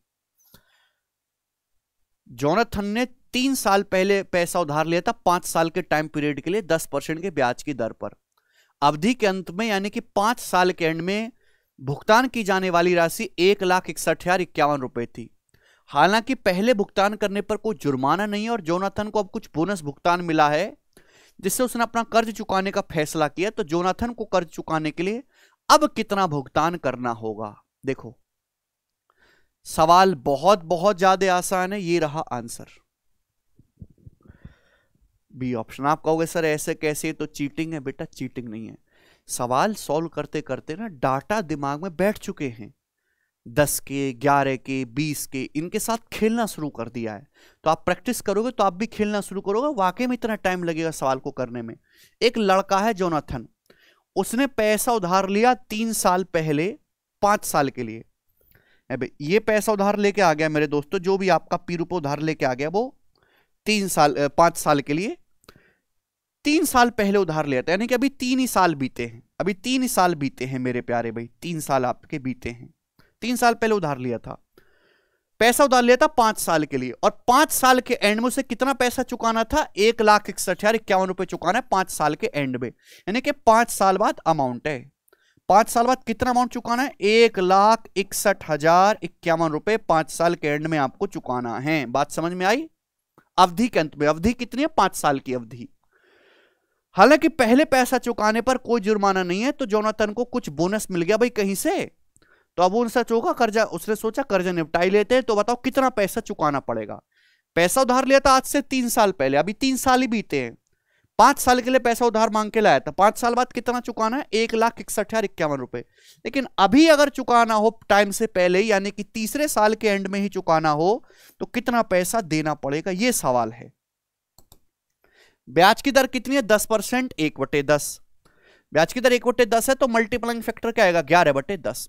1/10 ब्याज की दर का मतलब है अगर आप 10 रुपए उधार लेते, ब्याज की दर 10% है, यानी कि 1/10। 1/10 का मतलब आप 10 रुपए उधार लेते हैं तो 1 साल बाद मेरे दोस्तों 11 रुपए चुकाना पड़ेगा। ये टाइम में 2 साल का गैप है। कंपाउंड इंटरेस्ट कैसे चलता है बेटा? कंपाउंड इंटरेस्ट तो सक्सेसिव चलता है ना।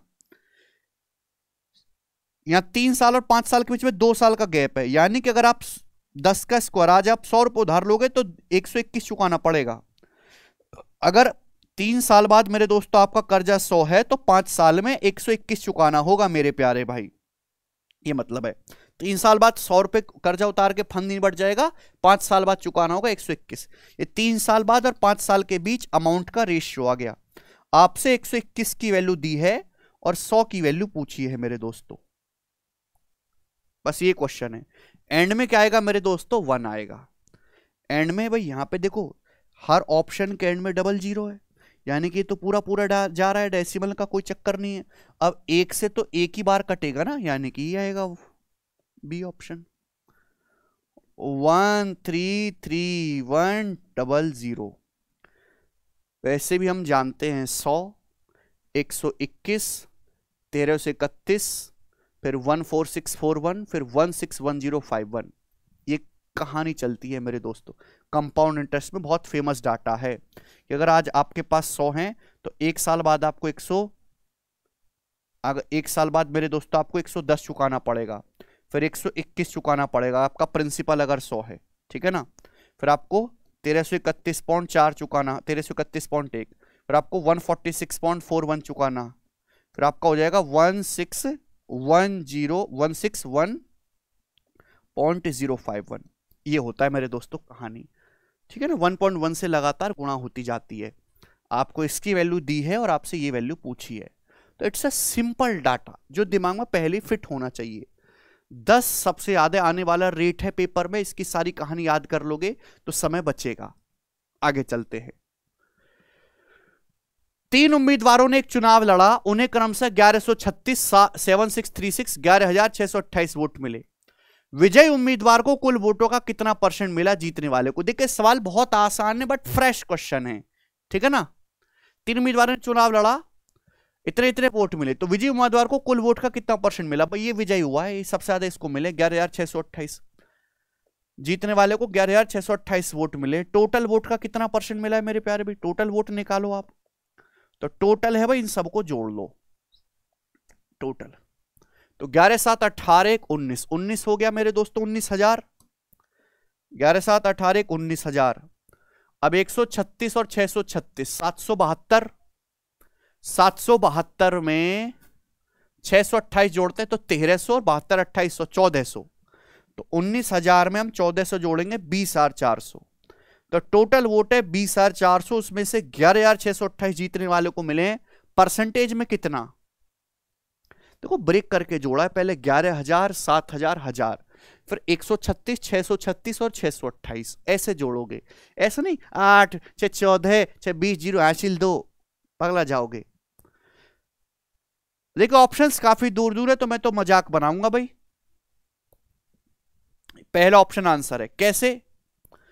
20,400 का 50% में निकालें तो 10,200 होता है। ये तो 10,200 से ज्यादा है, तो 50% से ज्यादा वोट मिले जीतने वाले को। 50% से ज्यादा है, 50% से ज्यादा एक ही ऑप्शन है पहला, ये उत्तर हो जाएगा, बात खत्म, ठीक है ना। 20,400 का अगर आप 50% भी निकालो तो 10,200 आएगा, उसको मिले 11,628, तो 50% से ज्यादा वोट मिले हैं। नेक्स्ट और लास्ट क्वेश्चन है मेरे प्यारे भी, सवाल नंबर 30। एक दुकानदार ने एक वस्तु पर 15,000 रुपए मूल्य अंकित किया, एमआरपी 1500 है, उस पर 5, 10 और 20% की सक्सेसिव डिस्काउंट दिया गया। सेलिंग प्राइस क्या होगा? बहुत बढ़िया, सक्सेसिव का सिंपल क्वेश्चन है, ऑप्शन से मजाक बनाएंगे। एक आदमी ने एमआरपी लगाया 15,000 रुपए, पहले 5% की छूट दी तो बेचो कितने में? 95% में। 100% में 5% की छूट दोगे तो 95% 0.95 में बेचोगे। फिर 10% की छूट दोगे तो 90% 0.9 में सेल करोगे। फिर 20% की छूट दोगे तो 80% 0.8 में सेल करोगे। है भाई, 100% में 20% डिस्काउंट मिल गया तो 80% में सेल करोगे, 80% मतलब 0.8, ये कैलकुलेशन करनी है। आ रहा है 9, आएगा 9 का मल्टीपल, 5 2 7 2 9, ये है 9, 8 5 13, 9 का मल्टीपल नहीं है। 5 3 8 1 9, ये 2 9 का मल्टीपल नहीं है। 2 6 8 1 9, ये भी 9 का मल्टीपल है। दो ऑप्शन में फंस गए, बचा 95। 95 में होता है 19, 19 तो एक प्राइम नंबर है, 19 से कटने वाला नंबर, 19 छिक्का 114 है, बच गया कि नहीं है। और 19 पंजे 95 और 7 ही 19 से कट रहा है, 19 चौक 76, डी ऑप्शन। तो एकमात्र ऑप्शन 19 और 9 से कट रहा है, तो यही सवाल का आंसर होना चाहिए, बात समाप्त। तो देखिए मैं इसलिए नहीं लिया कि सवाल मुश्किल है, मुश्किल तो है ही नहीं है, बट कैलकुलेशन बच्चे कर नहीं पाते। जो ये मल्टीपल वगैरह नहीं चेक करेगा वो नहीं कर पाएगा कैलकुलेशन, ठीक है भाई।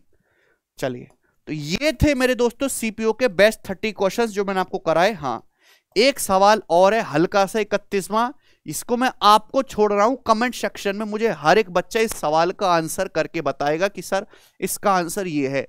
चोर पुलिस वाले सवाल की हमने एक अलग से सेपरेट वीडियो बना रखी है आधे घंटे की, जिसने वो वीडियो देख ली तो हर एग्जाम में, हर दूसरी तीसरी शिफ्ट में चोर पुलिस का सवाल आता ही आता है, वो कर लेगा। इस सवाल का आंसर हर बच्चा मुझे इस वीडियो के नीचे कमेंट सेक्शन में करके बताएगा, ठीक है भाई।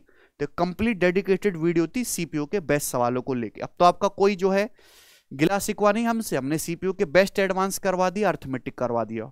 और जिस भी एग्जाम के आप सवाल करवाना चाहते हैं, चाहे वो स्टेट एग्जाम का हो, बीपीएससी का पेपर हो, ठीक है ना, आपका डीडीए का पेपर हो, व्हाटएवर इट इज, आपका एफसीआई का पेपर हो, डीआरडीओ का पेपर हो, आप मुझे जो है बताइए, मैं उसके जो है आपको बेस्ट क्वेश्चंस निकाल के सॉल्व करवाऊंगा। ठीक है भाई जी। सीपीयू के इन सवालों के आप प्रैक्टिस करना चाहते हैं तो हमारी सीपीयू की जो प्रीवियस ईयर का कंपाइलेशन है प्रैक्टिस किंग, आप इस बुक को ऑनलाइन ऑर्डर कर लो। एज इट इज आपको सारे सवाल मिलेंगे प्रीवियस ईयर के 1200 क्वेश्चंस टीसीएस के चैप्टर वाइज फॉर्म में, मिक्स नहीं है, चैप्टर वाइज फॉर्म में। आप बढ़िया से इस बुक को बनाइए और आपका जो है कॉन्फिडेंस भी बूस्ट होगा। बुक में हमने सॉल्यूशन वैसे ही डालने की कोशिश करी है जैसे कि हम एग्जाम हॉल में आपको करने चाहिए। ठीक है दोस्त, जो बच्चा सीजीएल और सीएचएसएल का मेंस देगा प्री क्लियर करके, वो इस बुक से जो है प्रीवियस ईयर के सारे सवालों को जरूर प्रैक्टिस करे। जितना ज्यादा आप बुक से प्रैक्टिस करोगे उतना ज्यादा जो है आपका कॉन्फिडेंस बूस्ट होगा और स्कोर भी बढ़ेगा। बिना प्रीवियस ईयर की प्रैक्टिस के कुछ भी संभव नहीं है। हाँ, सारे प्रीवियस ईयर की प्रैक्टिस करना भी आपका बहुत ज्यादा समय ले जाएगा, आपको इतना समय भी नहीं देना है। ठीक है ना, लिमिटेड कंटेंट में ज्यादा आउटपुट आपको निकालना है, वो ये बुक भी निकलवाएंगे और हमारी वीडियोस से भी। ठीक भाई, पसंद आए तो वीडियो को शेयर जरूर करना अपने दोस्तों के साथ। बाकी हम कल मिलेंगे, बाय।